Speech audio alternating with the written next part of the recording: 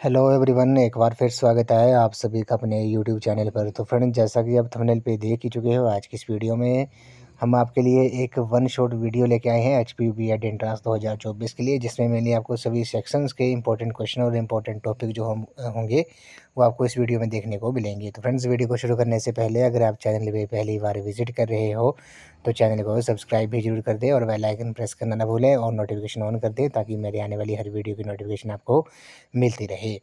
तो friends, video को शुरू करते हैं। सबसे पहले हम कुछ करंट अफेयर के क्वेश्चन डिस्कस कर लेते हैं, क्विक डिस्कस कर लेते हैं। हिमाचल प्रदेश के जो मुख्य न्यायाधीश हैं वे कौन है? BMS रामचंद्र राव जी हैं।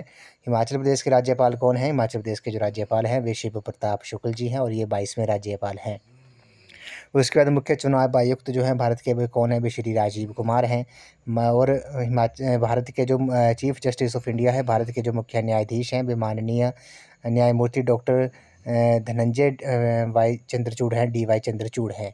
हिमाचल प्रदेश सरकार के मुख्य सचिव जो हैं, चीफ सेक्रेटरी जो हैं वो श्री प्रमोद सक्सेना है। हिमाचल प्रदेश में लोकसभा की 4 सीटें हैं, हिमाचल प्रदेश में राज्यसभा की 3 सीटें हैं और हिमाचल प्रदेश में विधानसभा की जो हैं वो 68 सीटें हैं। ये आपने याद रखना है। उसके बाद बात करते हैं हिमाचल प्रदेश के मुख्यमंत्री के बारे में। हिमाचल प्रदेश के जो मुख्यमंत्री हैं वे सुखविंदर सिंह सुक्खू हैं।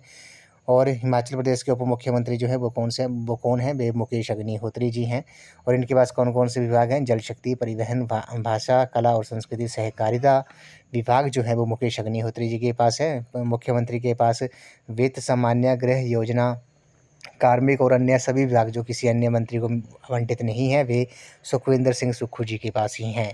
उसके बाद डॉक्टर धनीराम शांडिल जी के बारे में बात करते हैं। ये हिमाचल प्रदेश के स्वास्थ्य और परिवार कल्याण मंत्री हैं। स्वास्थ्य और परिवार कल्याण, सामाजिक न्याय और अधिकारिता, सैनिक कल्याण जो मंत्रालय है वो इन्हीं के पास है। बात करते हैं चंद्र कुमार जी के बारे में। ये हिमाचल प्रदेश के कृषि मंत्री हैं। कृषि पशुपालन विभाग जो है वो इन्हीं के पास है। उसके बाद हर्षवर्धन चौहान की बात करते हैं। ये उद्योग मंत्री हैं हिमाचल प्रदेश के। इनके पास उद्योग, संसदीय कार्य और श्रम और रोजगार विभाग जो है वो इनके पास है। बात करते हैं श्री जगत सिंह नेगी जी के बारे में। हिमाचल प्रदेश के राजस्व मंत्री हैं। राजस्व, बागवानी, आदिवासी विकास और लोक शिकायत निवारण जो विभाग है वो इन्हीं के पास है। हिमाचल प्रदेश के शिक्षा मंत्री की बात करते हैं। ये क्वेश्चन आपसे पूछ सकते हैं। शिक्षा मंत्री जो है श्री रोहित ठाकुर हैं। प्राथमिक शिक्षा, उच्च शिक्षा और मुद्रण तथा लेखन सामग्री जो विभाग है वो इन्हीं के पास है। बात करते हैं अनिरुद्ध सिंह जी के बारे में। हिमाचल प्रदेश के ग्रामीण विकास और पंचायती राज मंत्री हैं। ग्रामीण विकास, पंचायती राज विभाग जो है वो इन्हीं के पास है। उसके बाद बात करते हैं विक्रमादित्य सिंह के बारे में। ये हिमाचल प्रदेश के लोक निर्माण मंत्री हैं। लोक निर्माण और शहरी विकास विभाग जो है वो इन्हीं के पास है। उसके बाद बात करते हैं राजेश धर्माणी जी के बारे में। ये हिमाचल प्रदेश के टाउन एंड कंट्री प्लानिंग मंत्री हैं। टाउन एंड कंट्री प्लानिंग, आवास प्रबंध, तकनीकी शिक्षा और व्यावसायिक और औद्योगिक प्रशिक्षण जो विभाग है वो इन्हीं के पास है। उसके बाद बात करते हैं यादविंद्र गोमा जी के बारे में। ये हिमाचल प्रदेश के आयुष मंत्री हैं। आयुष, युवा सेवाएं और खेल, कानून एवं विधि परामर्शी जो विभाग है वो इन्हीं के पास है, यादविंद्र गोमा जी के पास। उसके बाद बात करते हैं इंदिरा गांधी प्यारी बहना सुख सम्मान निधि योजना के तहत। ये मुख्यमंत्री सुखविंदर सिंह सुक्खू ने 18 से 60 वर्ष की आयु की महिलाओं को वित्तीय सहायता प्रदान करने के लिए बनाई गई योजना, जिसका नाम जो है इंदिरा गांधी प्यारी बहना सुख सम्मान निधि योजना है, इसका अनावरण किया है। और इस योजना के तहत पात्र महिलाओं को 1500 रुपये मासिक वजीफा जो है वो मिलेगा। उसके बाद 2024 ग्रीष्मकालीन ओलंपिक का जो मेज़बान शहर है वे पेरिस है, फ्रांस देश है। और इसका जो आदर्श वाक्य है वो मेड फॉर शेयरिंग है, ये भी आपने याद रखना है। हिमाचल प्रदेश विधानसभा के अध्यक्ष कौन है? श्री कुलदीप सिंह पठानिया जी हैं। हिमाचल प्रदेश विधानसभा के उपाध्यक्ष जो है वो श्री विनय कुमार जी हैं, ये भी आपने याद रखना है। उसके बाद HPG के कुछ इंपॉर्टेंट क्वेश्चन डिस्कस कर लेते हैं। जैसे हिमाचल प्रदेश का धामी गोलीकांड जो था वो कब हुआ था? वे 16 जुलाई 1939 को हुआ था। ये क्वेश्चन जो है कई बार एग्जाम में पूछा जाता है। हिमाचल प्रदेश का धामी गोलीकांड किसने करवाया था? वे दलीप सिंह राणा ने करवाया था। तो धामी गोलीकांड जो था वो 16 जुलाई 1939 को हुआ था। इसमें कुल 2 लोग जो थे वो शहीद हुए थे। उसके बाद बात करते हैं हिंडूर, जिसकी नालागढ़ रियासत की जो स्थापना थी वे किसने की थी? वे 1000 ईस्वी में अजय चंद ने की थी, ये आपने याद रखना है। सुकेत रियासत की जो स्थापना थी वो वीरसेन ने की थी, ये भी आपने याद रखना है। मंडी रियासत की स्थापना जो थी वो बाणसेन ने की थी। कटोच राजपूत वंश की स्थापना हिमाचल प्रदेश में किसने की थी? वे सुशर्मा चंद ने की थी। बिलासपुर रियासत के संस्थापक कौन थे? वीरचंद चंदेल थे। ये क्वेश्चन भी कई बार एग्जाम में पूछा गया था। और किस तोमर राजपूत ने 1000 ईस्वी में नूरपुर रियासत की जो स्थापना की थी वो जेठपाल ने की थी। 1170 में जसवां रियासत की स्थापना किसने की थी? वो पूर्वचंद चंदेल ने की थी, ये भी आपने याद रखना है। किस शक्तिशाली राजा ने सर्वप्रथम 680 ईस्वी में चंबा रियासत की स्थापना की थी वो मारूबरमन ने की थी। गुलेर रियासत के संस्थापक कौन थे? हरिचंद थे। ये क्वेश्चन जो है कई बार एग्जाम में जो है वो पूछा जाता है। उसके बाद बात करते हैं प्राचीन काल में किरग्राम किस स्थान को कहा जाता था? तो बैजनाथ को प्राचीन काल में किरग्राम के नाम से जाना जाता था। शोणितपुर का जो नया नाम है वे क्या है? वे सराहन है। ये भी आपने याद रखना है। हिंडूर राज्य किसका प्राचीन नाम है? तो हिंडूर जो था वो प्राचीन नाम था वो नारायणगढ़ का। ये भी आपने याद रखना है। कुल्लू रियासत का प्राचीन नाम क्या था? कुल्लू था। धमेरी जो था वो प्राचीन नाम था किसका? नूरपुर का। ये भी आपने याद रखना है। ब्रह्मौर का प्राचीन नाम क्या था? ब्रह्मौर का जो प्राचीन नाम था वे ब्रह्मपुर था। और ऊना का प्राचीन नाम जसवा था। किन्नौर का प्राचीन नाम चीनी था। ये भी आपने याद रखना है। और सुंदरनगर का जो प्राचीन नाम था वे वानेद था। और आपसे एग्जाम में पूछ सकते हैं जैसे बिलासपुर का प्राचीन नाम क्या था? बिलासपुर का प्राचीन नाम जो था वो ब्यासपुर था। कहलूर के नाम से भी इसे जाना जाता था। उसके बाद बात करते हैं, इंपॉर्टेंट है ये, हिमाचल प्रदेश के गठन के बारे में बात करते हैं। यहाँ से क्वेश्चन जो है वो एग्जाम में बनता है। हिमाचल प्रदेश का जो गठन था वो 15 अप्रैल 1948 को 30 छोटी बड़ी रियासतों को मिलाकर किया गया। 1948 से लेकर 1951 तक हिमाचल प्रदेश जो था वो मुख्य आयुक्त क्षेत्र था। 1951 से लेकर 1956 तक हिमाचल प्रदेश ग श्रेणी का राज्य बनाया गया। 1956 से लेकर 1971 तक हिमाचल प्रदेश को केंद्र शासित प्रदेश जो है वो बनाया गया है। अंततः 25 जनवरी 1971 को इसे पूर्ण राज्य का दर्जा प्रदान किया गया और ये देश का 18वां राज्य बना था। ये आपने याद रखना है। 1956 से लेकर 1971 तक हिमाचल प्रदेश जो था वो केंद्र शासित प्रदेश जो था इसे बनाया गया था और अंततः 25 जनवरी 1971 को इसे पूर्ण राज्य का जो दर्जा था वो प्रदान किया गया था और देश का ये 18वां राज्य बना था। बात करते हैं नदियों के बारे में। हिमाचल प्रदेश में मुख्यतः 5 नदियाँ बहती हैं। कौन कौन सी? चिनाब, रावी, ब्यास, सतलुज और यमुना बहती हैं, जिसमें सतलुज जो है वो हिमाचल प्रदेश की सबसे लंबी तथा यमुना हिमाचल प्रदेश की 5 नदियों में सबसे छोटी नदी मानी जाती है।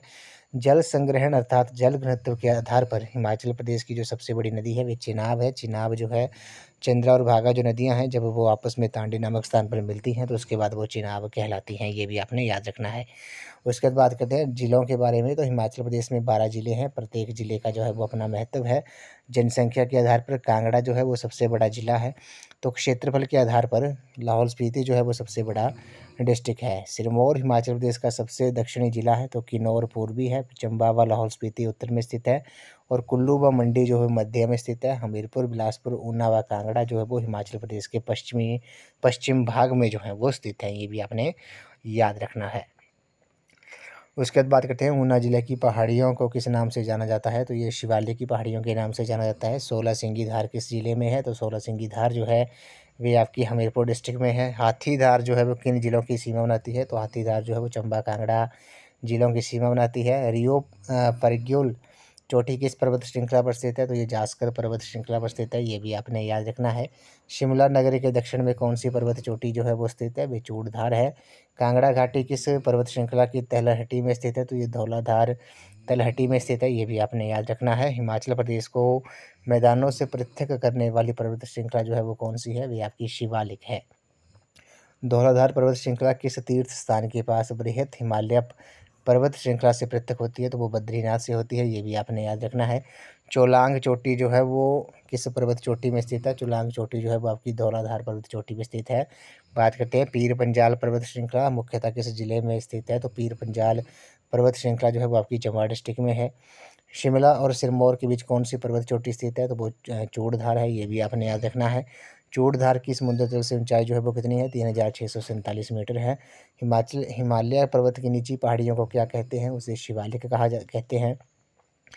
शिंगरीला पर्वत चोटी किस जिले में स्थित है? तो ये आपकी लाहौल स्पीति डिस्ट्रिक्ट में है। सिकंदर धार में कौन सा मुस्लिम शासक जो है वो संबंधित है? तो वो सिकंदर लोदी है। ये भी आपने याद रखना है। श्रीखंड पर्वत चोटी जो है वो किस डिस्ट्रिक्ट में स्थित है? श्रीखंड पर्वत चोटी जो है वो आपकी कुल्लू डिस्ट्रिक्ट में है। इंद्रासन पर्वत चोटी हिमाचल प्रदेश के किस जिले में है? तो ये डिस्ट्रिक्ट कुल्लू में है। हिमाचल प्रदेश की कौन सी पहाड़ियाँ चोस का निर्माण करती हैं? तो वो शिवालिक पहाड़ियाँ जो है वो चोस का निर्माण करती हैं। बात करते हैं धौलाधार पर्वत श्रेणी कहाँ पर आरंभ होती है? तो ये बद्रीनाथ उत्तराखंड में आरंभ होती है। धौलाधार का उत्तरी सिरा जो है वो किससे जुड़ा है? तो धौलाधार का जो उत्तरी सिरा है वे बड़ा बंगाल की पर्वत ग्रंथि से जुड़ा हुआ है। धौलाधार पर्वत श्रेणी की औसत जो ऊंचाई है वे कितनी है? वे 4550 मीटर है। रियो फार्ग्यूल चोटी की जो ऊंचाई है वो कितनी है? वो 6791 मीटर है। देव टिब्बा 6001 मीटर और किन्नर कैलाश जो है वो 6500 मीटर जो है वो ऊंचा है। हिमाचल प्रदेश की जो सबसे ऊंची चोटी है वे आपकी शिला पर्वत चोटी है, जो कि डिस्ट्रिक्ट किन्नौर में है। 7026 मीटर उसकी ऊंचाई है। बात करते हैं मुरांगला चोटी जो है वो किस डिस्ट्रिक्ट में स्थित है, ये लाहौल स्पीति डिस्ट्रिक्ट में है। हाटू शिखर किस पर्यटक स्थल के पास है, तो ये नारकंडा के पास है, ये भी आपने याद रखना है। हाटू फोर्ट जो है वो आपकी डिस्ट्रिक्ट शिमला में है। बात करते हैं कांगड़ा भरमौर सीमा पर कौन सा दर्रा है, तो इंद्रहार दर्रा है। चिनाब नदी किस दर्रे के पास से निकलती है, बारालाचा दर्रे से निकलती है। साच दर्रा जो है वे चीनी और चौबिया दर्रा किस जिले में स्थित है, तो ये आपके चंबा डिस्ट्रिक्ट में है। किस दर्रे को चौराहे को मिलाने वाला दर्रा कहते हैं, तो इसका जो राइट आंसर है वह आपका ऑप्शन नंबर बारालाचा दर्रा जो है इसे चौराहे को मिलाने वाला दर्रा कहा जाता है। जलोरी दर्रा जो है वो सिराज कुल्लू में है। कुक्ती दर्रा चंबा डिस्ट्रिक्ट में है। कुंजुम दर्रा जो है वो स्पीति घाटी के लिए रास्ता बनाता है। और रोहतांग दर्रा किस पर्वत श्रृंखला के बीच आता है, तो ये पीर पंजाल पर्वत श्रृंखला के बीच आता है। उसके बाद कांगला क्या है, तो कांगला जो है वो एक दर्रा है, ये आपने याद रखना है। हिमाचल प्रदेश के 4 दर्रे कांगड़ा, बारालाचा, प्रांगला और पिन पार्वती, सबसे ऊंचा जो है वो कौन सा है, वो प्रांगला है। उसके बाद बात करते हैं मनाली और लेह को जोड़ने वाली सड़क हिमाचल प्रदेश के किस दर्रे से होकर गुजरती है, तो वो रोहतांग दर्रे से होकर गुजरती है। तामसर दर्रा किस जिले में पड़ता है, कांगड़ा में। और रोहतांग का अर्थ क्या होता है, रोहतांग का जो अर्थ है विलासों का ढेर है।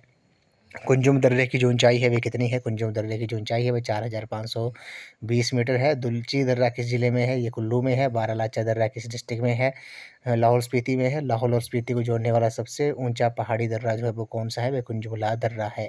बड़ा भंगाल व कांगड़ा जिले के अन्य भागों के बीच कौन सा पास जो है वो स्थित है, तामसर है, ये आपने याद रखना है। रोहतांग का प्राचीन नाम क्या था, तो इसका भृगुतुंग जो था वो इसका प्राचीन नाम था। कौन सा दर्रा पांगी को चंबा से जोड़ता है, तो साच दर्रा जुड़ता है, ये आपने याद रखना है। कांगड़ा दर्रा जो है वो 5248 मीटर। बारालाचा दर्रा 4512 मीटर। प्रांगला दर्रा 5548 मीटर। पिन पार्वती दर्रा जो है वो 4802 मीटर की ऊंचाई पर स्थित है। अगले प्रश्न चलते हैं, कौन से दर्रे लाहौल स्पीति को अन्य भागों से जोड़ते हैं, तो रोहतांग, कुंजुम और बारालाचा जो है इस क्वेश्चन का राइट आंसर है। नेक्स्ट क्वेश्चन पे चलते हैं, बारालाचा का अर्थ क्या होता है, तो शिखर पर चौराहा, यानी कि लाहौल स्पीति का ये दर्रा है। बारालाचा का जो अर्थ होता है वो शिखर पर चौराहा जो है इस क्वेश्चन का राइट आंसर होगा। उसके बाद बात करते हैं कांगड़ा और बड़ा बंगाल के बीच कौन सा दर्रा है, तो तामसर दर्रा है। मंडी और कुल्लू के बीच कौन सा दर्रा है, दुलची दर्रा है। लाहौल और भरमौर के मध्य जो है वो आपका चौबिया दर्रा है, ये भी आपने याद रखना है। उसके बाद बात करते हैं महत्वपूर्ण अधिनियम एक्ट के बारे में। 25 मार्च 1974 को हिमाचल प्रदेश वन निगम की स्थापना की गई। हिमाचल प्रदेश वन अधिनियम जो था वो 1982 में आया था। हिमाचल प्रदेश वन संरक्षण रख रखाव अधिनियम 1984 में आया था। हिमाचल प्रदेश भूमि संरक्षण अधिनियम जो था वो 1978 में आया था, ये भी आपने याद रखना है। चीड़ के वृक्ष से बिरोजा प्राप्त होता है, जो तारपीन का तेल प्लास्टिक की चीज़ें बनाने के काम आता है। बिलासपुर व नाहन में बिरोजा फैक्ट्री हैं, ये आपने याद रखना है।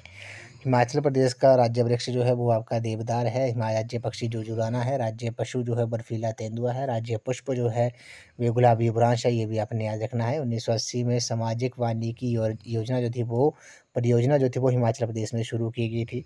1980 में जर्मनी की सहायता से धौलाधार कृषि वानिकी परियोजना जो थी वो हिमाचल प्रदेश में शुरू की गई थी, जो 1989 में पूर्ण हुई थी, ये भी आपने याद रखना है। उसके बाद बात करते हैं हिमाचल प्रदेश की प्रमुख नदियों के बारे में। यहाँ से क्वेश्चन जो है एग्जाम में आपसे पूछ सकते हैं। तो हिमाचल प्रदेश मुख्यतः 5 नदियों का प्रदेश है। ये नदियाँ हैं सतलुज, चिनाब, रावी, व्यास। अब इनके प्राचीन नाम के बारे में बात करते हैं। तो प्राचीन नाम जो है सतलुज का जो वैदिक नाम है वह शतुद्री है, संस्कृत नाम शतद्रु है। व्यास का वैदिक नाम जो है वो अर्जकिया है, संस्कृत नाम जो है वो विपाशा है। रावी का वैदिक नाम पुरुषणी है, संस्कृत नाम इरावती है। चिनाब का वैदिक नाम जो है वो अस्कनी है। और यमुना का जो वैदिक नाम है वे कालिंदी है, ये भी आपने याद रखना है। इनकी जल ग्रहण क्षेत्र के बारे में बात करते हैं। सतलुज का जल ग्रहण क्षेत्र 20,000 वर्ग किलोमीटर है। रावी का 5,451 वर्ग किलोमीटर है। चिनाब का 7500 वर्ग किलोमीटर है। व्यास का 12,000 वर्ग किलोमीटर है। और यमुना का जो है वो 2320 वर्ग किलोमीटर है। इनकी प्रमुख सहायक नदियों के बारे में बात करते हैं। जैसे सतलुज की जो सहायक नदियाँ हैं, बसपा स्पीति नदी हो गया। रावी की भांदल, तंतगिरी, चितरानी, सियूल, साल, बुडल, बलजेड़ी, चिरचंड जो है वो इसकी सहायक नदियाँ हैं। चिनाब की सहायक नदियाँ चंद्रा और भागा हैं। ब्यास की बनेर, बाणगंगा, लूनी, पार्वती, सैंज, तीर्थन, हारला, उहुल हो गया। यमुना की गिरी, टोंस, पब्बर, आंध्रा जो है वो आपकी यमुना की सहायक नदियाँ हैं। बात करते हैं इनके उद्गम स्थल के बारे में। तो सतलुज का जो उद्गम स्थल है वे आपका मानसरोवर, रक्षताल झील तिब्बत से होता है। बाणासुर मानसरोवर से सतलुज को हिमाचल प्रदेश में लाया था। चिनाब का जो उद्गम स्थल है वह चंद्रा व भागा नदियों के संगम स्थान तांडी से बारालाचा दर्रे के समीप से इसका उद्गम होता है। बात करते हैं ब्यास नदी के बारे में। ब्यास नदी का जो उद्गम स्थल है वह रोहतांग दर्रे भृगुतुंग से होता है। रावी नदी की बात करते हैं, बड़ा बंगाल कांगड़ा से इसका उद्गम होता है। यमुना का जो उद्गम स्थल है वह कालिंद पर्वत यमुनोत्री से है, ये भी आपने याद रखना है। उसके बाद बात करते हैं हिमाचल प्रदेश के लाहौल स्पीति जिले में किस जिले में स्थानीय लोगों द्वारा महिलाओं का प्रवेश जो है वो वर्जित है? तो नीलकंठ झील में। दीपक ताल झील जो है वो किस डिस्ट्रिक्ट में है? ये लाहौल स्पीति में है। सीसू झील जो है वो आपकी लाहौल स्पीति में है। चंद्रताल झील भी लाहौल स्पीति डिस्ट्रिक्ट में है, 4270 मीटर इसकी ऊंचाई है। उसके बाद बात करते हैं 42 किलोमीटर लंबी पोंग झील जो ब्यास के ऊपर जिला कांगड़ा में बनाई गई और उसे किस नाम से जाना जाता है? तो इसे महाराणा प्रताप सागर के नाम से जाना जाता है। सूरजताल और चंद्रताल झील जो है वो लाहौल स्पीति डिस्ट्रिक्ट में है। पराशर झील मंडी में है। कृत्रिम झील गोविंद सागर की जो लंबाई है वह 60 मील है, डिस्ट्रिक्ट बिलासपुर में है। रेणुका झील का संबंध किससे है? परशुराम जी से है। 7 झीलों का समूह जो है वो लामा झील को कहा जाता है। 7 सरोवरों का समूह जो है वो चंद्रनाहन झील को कहा जाता है। रोहणू तहसील की चंद्रनाहन झील निम्नलिखित में से कौन सी नदी का उद्गम होता है? वहाँ से पब्बर नदी का होता है। गड़ासरू झील जो है वो आपकी डिस्ट्रिक्ट चंबा में है। डल झील धर्मशाला कांगड़ा में है। पौंग झील के बनने से देहरा गोपीपुर जो था वो डूब गया था। परशुराम ताल जो है वो कहाँ पर है? रेणुका सिरमौर में है। चंद्रनाहन झील जो है वो हिमाचल प्रदेश के डिस्ट्रिक्ट शिमला में है। 7 सरोवरों का समूह इसे कहा जाता है। गोविंद सागर झील किसके नाम पर है? ये गुरु गोविंद सिंह के नाम पर है, ये भी आपने याद रखना है। उसके बाद चंद्रताल झील जो है वो किस दर्रे के निकट स्थित है? तो ये बारालाचा दर्रे के निकट स्थित है। हिमाचल प्रदेश की किस झील में पद्म संभव और तारा की आत्माएं टिब्बों के रूप में तैरती हैं? तो वो रिवाल्सर झील मंडी में। धनखड़ झील जो है वो किस डिस्ट्रिक्ट में है? लाहौल स्पीति डिस्ट्रिक्ट में है। सुखासर झील मंडी जिले के किस शहर के निकट स्थित है? रिवाल्सर के। तानूजुब्बल झील जो है वो किस कस्बे के निकट स्थित है? तो ये नारकंडा के नज़दीक स्थित है, ये भी आपने याद रखना है। उसके बाद रियासतों के बारे में बात करते हैं। सिब्बा राज्य के संस्थापक जो थे वो शिवराम चंद थे। बघाट रियासत के संस्थापक बसंत पाल थे। गुलेर रियासत राज्य के हरिचंद थे। महलोग रियासत के बीरचंद थे। त्रिगत राज्य के सुशर्मा चंद्र थे। कुठेर रियासत के सूरज चंद थे। कुटलहड़ रियासत के जशपाल थे।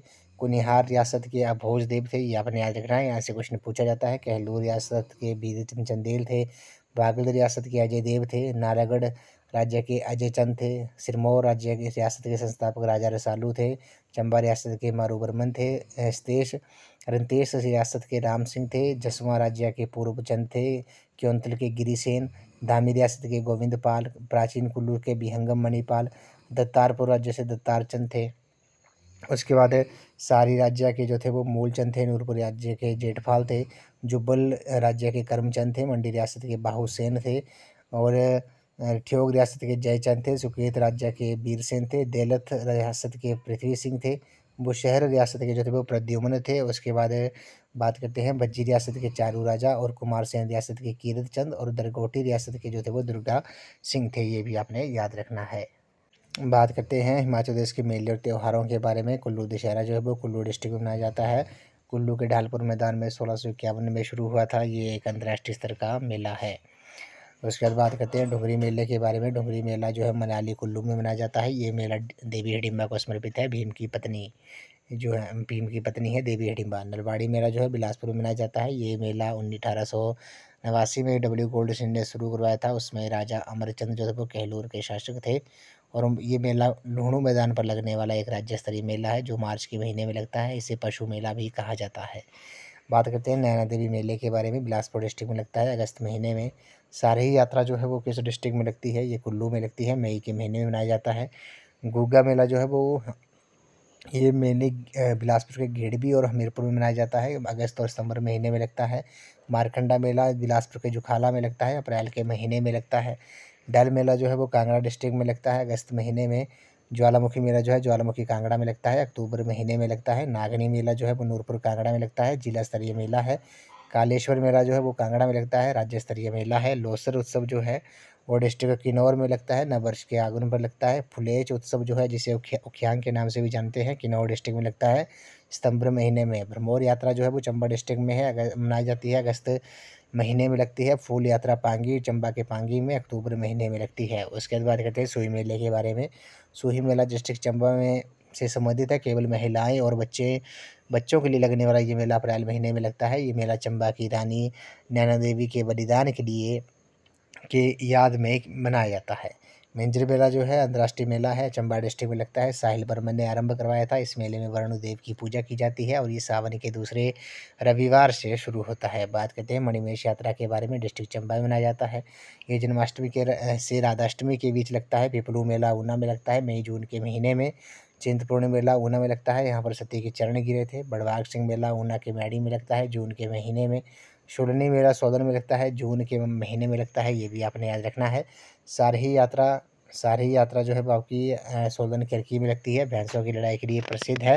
जुलाई महीने में ये मेला लगता है। त्रिलोकपुर मेला की बात करते हैं, ये त्रिलोकपुर सिरमौर के त्रिलोकपुर में लगता है।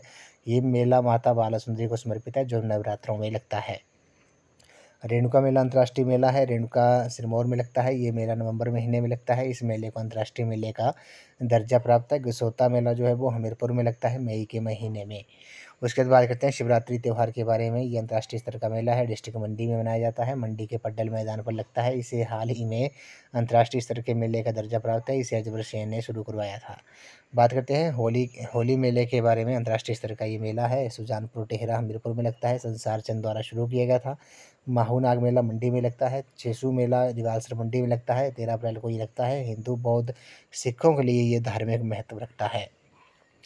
लदारचा मेले की बात करते हैं, काजा लाहौल स्पीति में लगता है, राज्य स्तरीय मेला है। शीतला देवी मंदिर जो है वो सुंदरनगर मंडी में मनाया जाता है। त्रिलोकीनाथ मेला, जिसे पौरी मेला के नाम से जाना जाता है, लाहौल स्पीति के उदयपुर में लगता है। भैंसों का मेला मशोबरा शिमला में लगता है, नवंबर सितंबर के महीने में। शिपी मेला मशोबरा शिमला में लगता है, मई के महीने में।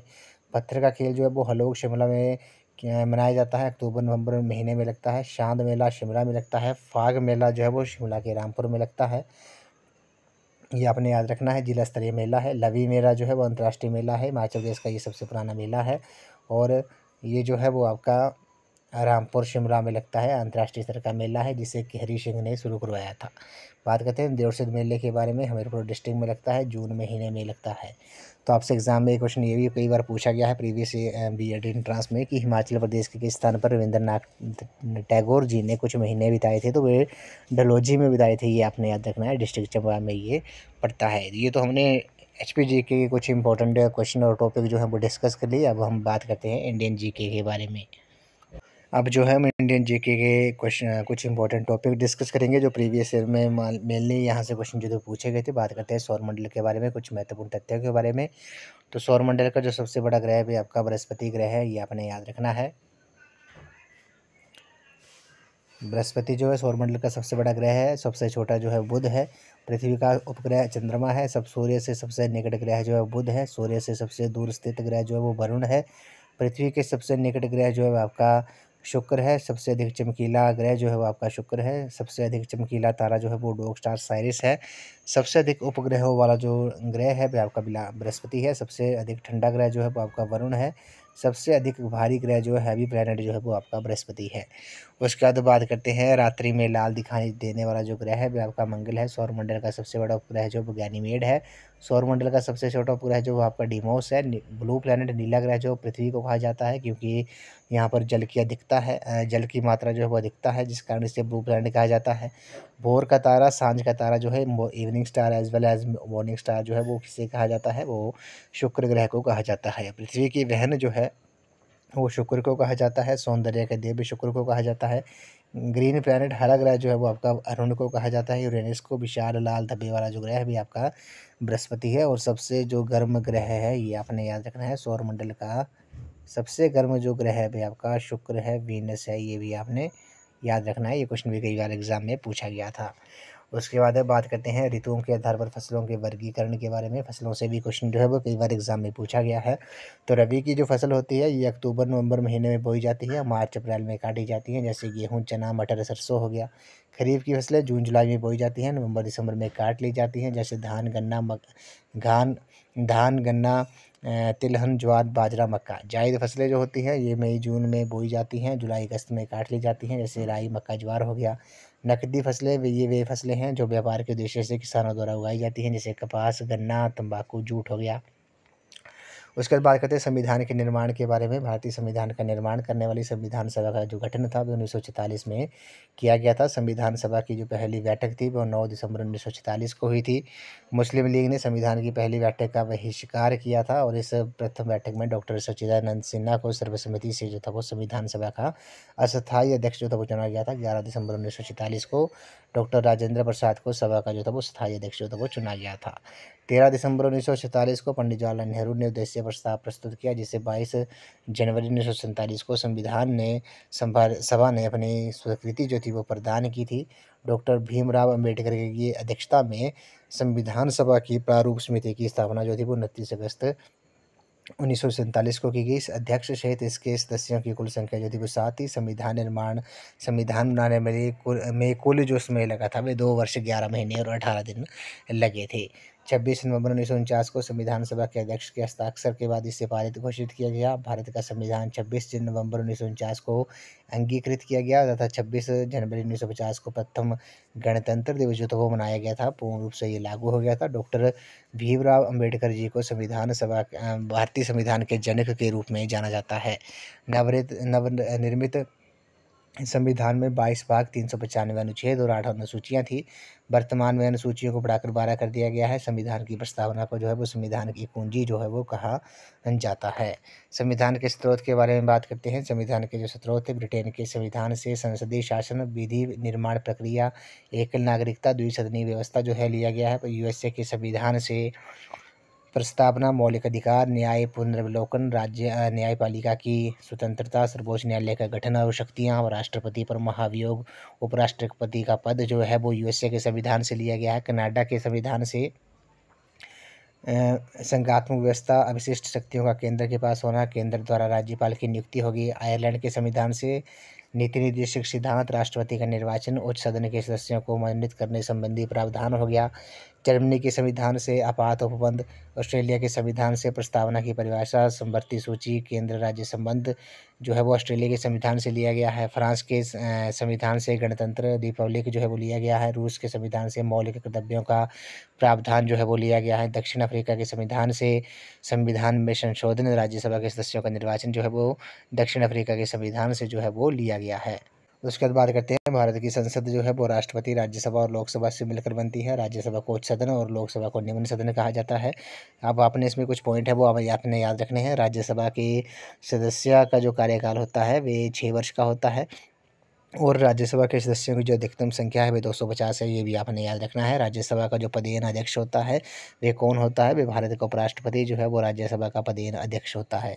उसके बाद बात करते हैं लोकसभा के बारे में। लोकसभा के जो है इसे निम्न सदन जो है वो कहा जाता है, लोकप्रिय सदन भी कहा जाता है संसद का, ये आपने याद रखना है। लोकसभा के सदस्यों का जो कार्यकाल होता है वे 5 वर्ष का होता है। ये एग्जाम में आपसे पूछ सकते हैं। मैक्सिमम जो इसकी सदस्य की जो संख्या है वह 552 हो सकती है, लेकिन वर्तमान में जो है वो उस सदस्य की जो संख्या है वो 545 है। उसके बाद जैसे प्रेजेंट में जो चुनाव हुए हैं वे कितनी भी लोकसभा के लिए चुनाव हुए हैं, वे 18वीं लोकसभा के लिए चुनाव हुए हैं, ये भी आपने याद रखना है। उसके बाद बात करते हैं मौलिक अधिकार के बारे में, फंडामेंटल राइट्स के बारे में। इन्हें भारत का मैग्ना कार्टा कहा जाता है। मौलिक अधिकार वे अधिकार होते हैं जो व्यक्ति के व्यक्तित्व के विकास के लिए अनिवार्य हैं। यह अधिकार न्याय संगत तथा आवश्यकता पड़ने पर इन्हें न्यायालय द्वारा जो है वो लागू किया जा सकता है। अब 6 जो है वो मौलिक अधिकार कौन-कौन से हैं इनके बारे में बात करते हैं। बात करते हैं समानता का अधिकार के बारे में। अनुच्छेद 14 से लेकर अनुच्छेद 18 तक इसका वर्णन है। अनुच्छेद 17 जो है वो अस्पृश्यता का अंत किससे संबंधित है। समान स्वतंत्रता का अधिकार जो है। अनुच्छेद 19 से लेकर अनुच्छेद 22 तक इसका वर्णन है। अनुच्छेद 21 जो है वो जीवन के अधिकार के बारे में बताता है। शोषण के विरुद्ध अधिकार जो है ये अनुच्छेद 23 से 24 तक इसका वर्णन है। अनुच्छेद 24 कहता है कि 14 वर्ष से कम आयु वाले किसी बच्चे को जोखिम भरे कामों पर लगाने के से रोक से है। धर्म की स्वतंत्रता का अधिकार की बात करते हैं। अनुच्छेद 25 से लेकर अनुच्छेद 28 तक इसका वर्णन है। संस्कृति और शिक्षण संबंधी अधिकार जो है वो अनुच्छेद 29 से लेकर अनुच्छेद 30 तक इसका वर्णन है। संवैधानिक उपचारों का जो अधिकार है वे अनुच्छेद 32 से संबंधित है, ये आपने याद रखना है। बात करते हैं मौलिक कर्तव्य के बारे में। भारतीय संविधान की मूल प्रति में मौलिक कर्तव्यों का प्रावधान नहीं था। भारतीय संविधान में मौलिक कर्तव्यों को सरदार स्वर्ण समिति की सिफारिश पर जो था वो 42वें संविधान संशोधन अधिनियम 1976 के तहत जो था वो समाहित किया गया था। संविधान का अनुच्छेद 51 जो है मौलिक कर्तव्यों का प्रावधान करता है, ये भी आपने याद रखना है। भारतीय संविधान के भाग 4 क के अनुच्छेद 51 क के तहत भारतीय नागरिकों के लिए 11 प्रकार के मौलिक कर्तव्यों का जो है वो निर्धारण किया गया है। उसके बाद बात करते हैं स्वाधीनता संग्राम से संबंधित पत्र पत्रिकाएं और पुस्तकों के बारे में। तो अनहैप्पी इंडिया पुस्तक जो है वो लाला लाजपत राय ने लिखी है। माई एक्सपेरिमेंट विद ट्रुथ जो है वो महात्मा गांधी जी ने लिखी है। भारत दुर्दशा भारतेंदु हरीशचंद्र ने लिखी है। हिंद स्वराज जो पुस्तक थी वो महात्मा गांधी जी ने लिखी थी। इंडिया डिवाइडेड जो पुस्तक है वो डॉक्टर राजेंद्र प्रसाद ने लिखी है। हिंदुस्तान पत्र जो है मदन मोहन मालवीय ने लिखा है। इंडिपेंडेंट पत्र जो है मोतीलाल नेहरू ने। इंडिया फॉर इंडियंस जो है वो चित्तरंजन दास ने लिखा है। इंडिया विंस फ्रीडम मौलाना आज़ाद ने लिखी है। इंडियन अनरेस्ट जो है वैलेंटाइन शिरोल ने लिखी है। न्यू इंडिया जो पुस्तक है वो एनी बेसेंट ने लिखी है। कॉमनवेल्थ पत्र जो था वो एनी बेसेंट ने लिखा था। नेशन पत्र गोपाल कृष्ण गोखले ने लिखा था। कॉमरेड पत्र जो था मोहम्मद अली ने लिखा था, ये भी आपने याद रखना है। केसरी पत्र जो था वो बाल गंगाधर तिलक जी ने लिखा था। कर्मयोगी पत्र युगांतर जो था वो अरविंद घोष ने लिखा था। हिंदू पैट्रियार्ट जो पुस्तक थी वे हरीश चंद्र मुखर्जी ने लिखी थी। गीता रहस्य जो है वो बाल गंगाधर तिलक ने लिखा है। नील दर्पण जो था वो दीनबंधु मित्र ने लिखा था, ये भी आपने याद रखना है। वंदे मातरम जो था वो अरविंद घोष जी ने। बॉम्बे क्रॉनिकल जो था वो फिरोज शाह मेहता ने। The war of Indian independence जो बी डी सावरकर ने लिखा था। अमृत बाजार पत्रिका जो थी वो शिशिर कुमार घोष ने लिखी थी। उसके बाद बात करते हैं राष्ट्रीय स्वतंत्रता आंदोलन संबंधी प्रमुख वचन नारे के बारे में। स्वराज हमारा जन्मसिद्ध अधिकार है, ये किसने कहा था? बाल गंगाधर तिलक ने कहा था। जय हिंद का जो नारा था वो सुभाष चंद्र बोस ने दिया था। सरफरोशी की तमन्ना अब हमारे दिल में है, ये राम प्रसाद बिस्मिल ने कहा था। पूर्ण स्वराज जो था वो जवाहरलाल नेहरू ने कहा था। सारे जहां से अच्छा हिंदुस्तान हमारा इकबाल ने। हिंदुस्तान जो था वो भारत हिंदू हरीशचंद्र ने लिखा बताया, ये दिया था नारा। वंदे मातरम बंकिम चंद्र चटर्जी। तुम मुझे खून दो मैं तुम्हें आज़ादी दूंगा, सुभाष चंद्र बोस ने। जनगण मन अधिनायक जय है, ये रविंद्रनाथ टैगोर जी ने। वेदों की ओर लौटो, स्वामी दयानंद सरस्वती ने। इंकलाब जिंदाबाद को जो नारा था वो भगत सिंह ने दिया था। आराम हराम है वो जवाहरलाल नेहरू ने। दिल्ली चलो को जो नारा था वो सुभाष चंद्र बोस ने दिया था। भारत छोड़ो जो था वो महात्मा गांधी जी ने दिया था। करो या मरो महात्मा गांधी जी ने। विजय विश्व तिरंगा प्यारा जो था वो श्यामलाल गुप्त पार्षद जी ने दिया था, ये भी आपने याद रखना है। अब बात करते हैं हम हिंदी लैंग्वेज और हिंदी ग्रामर के कुछ इंपॉर्टेंट टॉपिक के बारे में बात करते हैं। जैसे ह्रस्व और दीर्घ स्वर कौन से होते हैं? तो उच्चारण में लगने वाले स्मेर की दृष्टि से स्वरों के दो भेद होते हैं, ह्रस्व और दीर्घ होते हैं। ह्रस्व स्वर कौन से होते हैं? जिन स्वरों के उच्चारण में कम एक मात्रा का स्मेर लगता है उन्हें ह्रस्व स्वर कहते हैं। जैसे ई ऊ री ह्रस्व स्वर है, इनके उच्चारण में जो स्मेर लगता है उसे एक मात्रा का स्मेर कहा जाता है। उसके बाद बात करते हैं दीर्घ स्वर के बारे में। दीर्घ स्वर जो होते हैं वे कौन से होते हैं? जिन स्वरों के उच्चारण में ह्रस्व की तुलना में अधिक स्मेर यानी कि दो मात्रा का स्मेर लगे उन्हें दीर्घ स्वर कहते हैं। जैसे आ ई ऊ ए ओ औ। तो ठीक है, दीर्घ स्वर में जो होता है जिस वर्णों के उच्चारण में जो स्मेर है वो थोड़ा अधिक लगता है, दो मात्रा का स्मेर लगता है, उन्हें दीर्घ स्वर कहा जाता है। ह्रस्व स्वर में एक मात्रा का स्मेर जो है वो लगता है। उसके बाद बात करते हैं तत्सम शब्दों के बारे में। यहाँ से क्वेश्चन जो है पूछा जाता है, इंपॉर्टेंट टॉपिक लेके ही मैं आपके लिए आया हूँ इस वीडियो में। तो तत्सम शब्द जो होते हैं, तत्सम शब्द का अर्थ होता है उसके समान। यहाँ उससे तात्पर्य संस्कृत के समान से है। हिंदी के बहुत सारे शब्द जो है वो संस्कृत से उसी रूप में ग्रहण कर लिए गए हैं जिस रूप में उनका उपयोग जो है वो संस्कृत में होता है, इसलिए उन्हें तत्सम शब्द कहा जाता है। जैसे भूमि पुष्प विद्वान पृथ्वी अहंकार ममता सुंदर साहस शनि शनि रवि स्वपन। तो तत्सम शब्द कौन से होते हैं? यहाँ पर हिंदी के बहुत सारे शब्द जो है वो संस्कृत से उसी रूप में ग्रहण कर लिए गए हैं जिस रूप में उसका उपयोग जो था वो संस्कृत में होता है।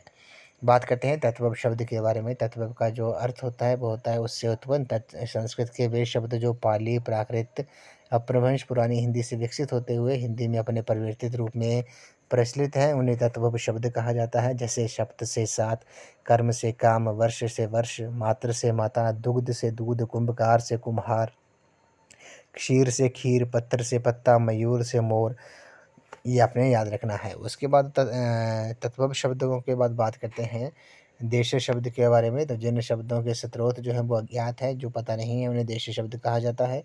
देश शब्दों का मूल सामान्यतः जन भाषाओं में होता है। जैसे देश शब्द हैं पगड़ी, लोटा, ठेठ, झोला, खाट, झाड़ू, झंझट, थप्पड़, ठोकर, भोंपू, अटकल, भोंदू। तो ये आपके देशीय शब्द हैं। देशीय शब्द कौन से होते हैं? जिनका जो स्रोत हैं, स्रोत जो हैं वो अज्ञात हैं, जिनके स्रोत के बारे में हमें पता नहीं है। उसके बाद बात करते हैं आगत शब्द के बारे में। आगत शब्द को विदेशी शब्द भी कहा जाता है। आगत शब्द का जो अर्थ होता है वो होता है आया हुआ। आगत शब्द वे शब्द होते हैं जो दूसरी भाषाओं से आए हैं और आज हिंदी के अपने बन गए हैं। हिंदी में अरबी, फारसी, अंग्रेजी आदि भाषाओं के कई शब्द जो हैं वो समा गए हैं, ये आपने याद रखना है। तो आगत शब्द को विदेशी शब्द के नाम से भी जाना जाता है। आगत शब्द का जो अर्थ होता है वे होता है आया हुआ। आगत शब्द दूसरी भाषाओं से आए हैं और आज हिंदी के जो है वो अपने शब्द बने गए हैं। हिंदी में जैसे अरबी भाषा के, फारसी भाषा के, अंग्रेजी आदि भाषाओं के शब्द समा गए हैं। अरबी शब्दों की बात करते हैं, जैसे अखबार, अदालत, अल्लाह, आईना, इंतज़ार जो है, ये जो आपके शब्द हैं वे आपके अरबी शब्द हैं। हिंदी शब्द जो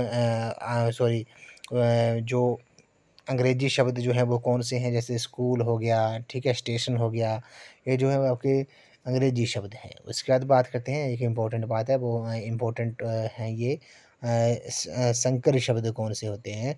तो दो विभिन्न स्रोतों से आए शब्दों से के मेल से बने नए शब्दों को संकर शब्द जो है वो कहा जाता है।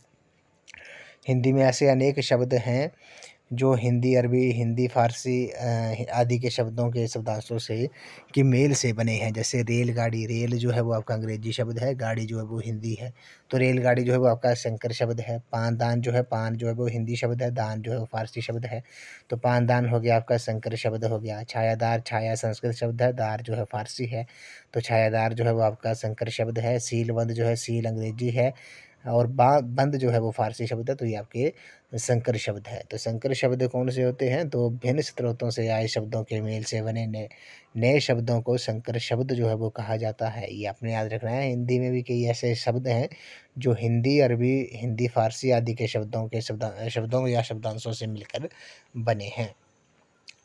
उसके बाद बात करते हैं उपसर्ग के बारे में। उपसर्ग जो होते हैं वे लघुत्तम शब्दांश होते हैं जो शब्द के प्रारंभ में लगकर नए शब्दों का निर्माण करते हैं। जैसे अधर्म हो गया, तो जो है वो प्लस धर्म हो गया। बेईमान, बे प्लस ईमान हो गया।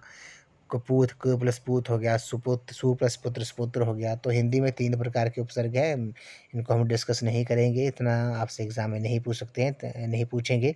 तत्सम उपसर्ग, तत्व उपसर्ग और आगत उपसर्ग हो गए। उसके बाद बात करते हैं प्रत्यय के बारे में। तो प्रत्यय भाषा के वे लघुत्तम सार्थक खंड होते हैं जो शब्द के अंत में जुड़कर नए शब्दों का निर्माण करते हैं। प्रत्यय जो होते हैं वो 2 प्रकार के होते हैं। उसके बाद बात करते हैं इंपॉर्टेंट टॉपिक है समास के बारे में। तो समास के जो होते हैं वो के 6 भेद होते हैं। कौन कौन से? तत्पुरुष समास हो गया, कर्मधारय समास हो गया, द्विगु समास हो गया, बहुव्रीहि समास हो गया, द्वंद्व समास हो गया और अव्ययीभाव समास हो गया। अब इनके बारे में थोड़ा हम क्विक डिस्कस कर लेते हैं। बात करते हैं तत्पुरुष समास के बारे में। तो तत्पुरुष समास जो होते हैं, इस समास में उत्तर पद जो होता है, उत्तर पद जो होता है वह प्रधान होता है, पूर्व पद जो होता है वह गौण होता है।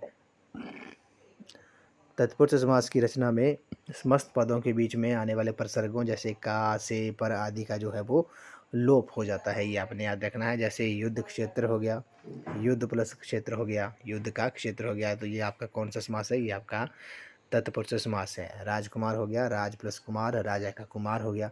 रसोई घर, रसोई प्लस घर हो गया, रसोई के लिए घर हो गया। ध्यान मगन, ध्यान प्लस मगन हो गया, ध्यान में मगन हो गया, ये आपका तत्पुरुष समास है। उसके बाद बात करते हैं कर्मधारय समास के बारे में। तो कर्मधारय समास में पूर्व पद जो होता है वो विशेषण तथा उत्तर पद जो होता है वो विशेष्य होता है, अथवा पूर्व पद और उत्तर पद में उपमेय उपमान का संबंध होता है। जैसे समस्त पद है नीलकमल, विशेषण नील है, कमल विशेष्य है, विग्रह क्या होगा? नीले रंग का कमल हो गया। काली मिर्च समस्त पद है, काली विशेषण है, प्लस मिर्च जो है वो आपका विशेष्य है, काले रंग की मिर्च हो गया, ठीक है। पनचक्की जो है, पानी प्लस चक्की, इसमें पनचक्की जो है वो समस्त पद है, पानी विशेषण है, चक्की जो है वो विशेष्य है, पानी से चलने वाली चक्की जो है वो इसका विग्रह हो जाएगा। महात्मा, महान हो गया आपका विशेषण, आत्मा हो गया विशेष्य, महान आत्मा जो है वो आपका इसका विग्रह हो जाएगा।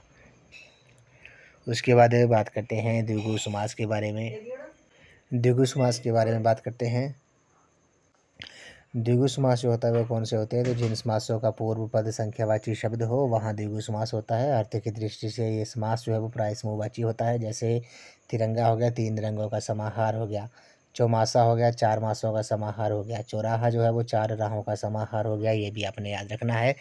बात करते हैं बहुब्रीहि समास के बारे में। बहुब्रीहि समास जो होते हैं, बहुब्रीहि समास में दोनों पद जो होते हैं वो गौण होते हैं तथा ये दोनों मिलकर किसी अन्य पद के विषय में कुछ संकेत करते हैं, अन्य पद ही प्रधान होता है, ये भी आपने याद रखना है।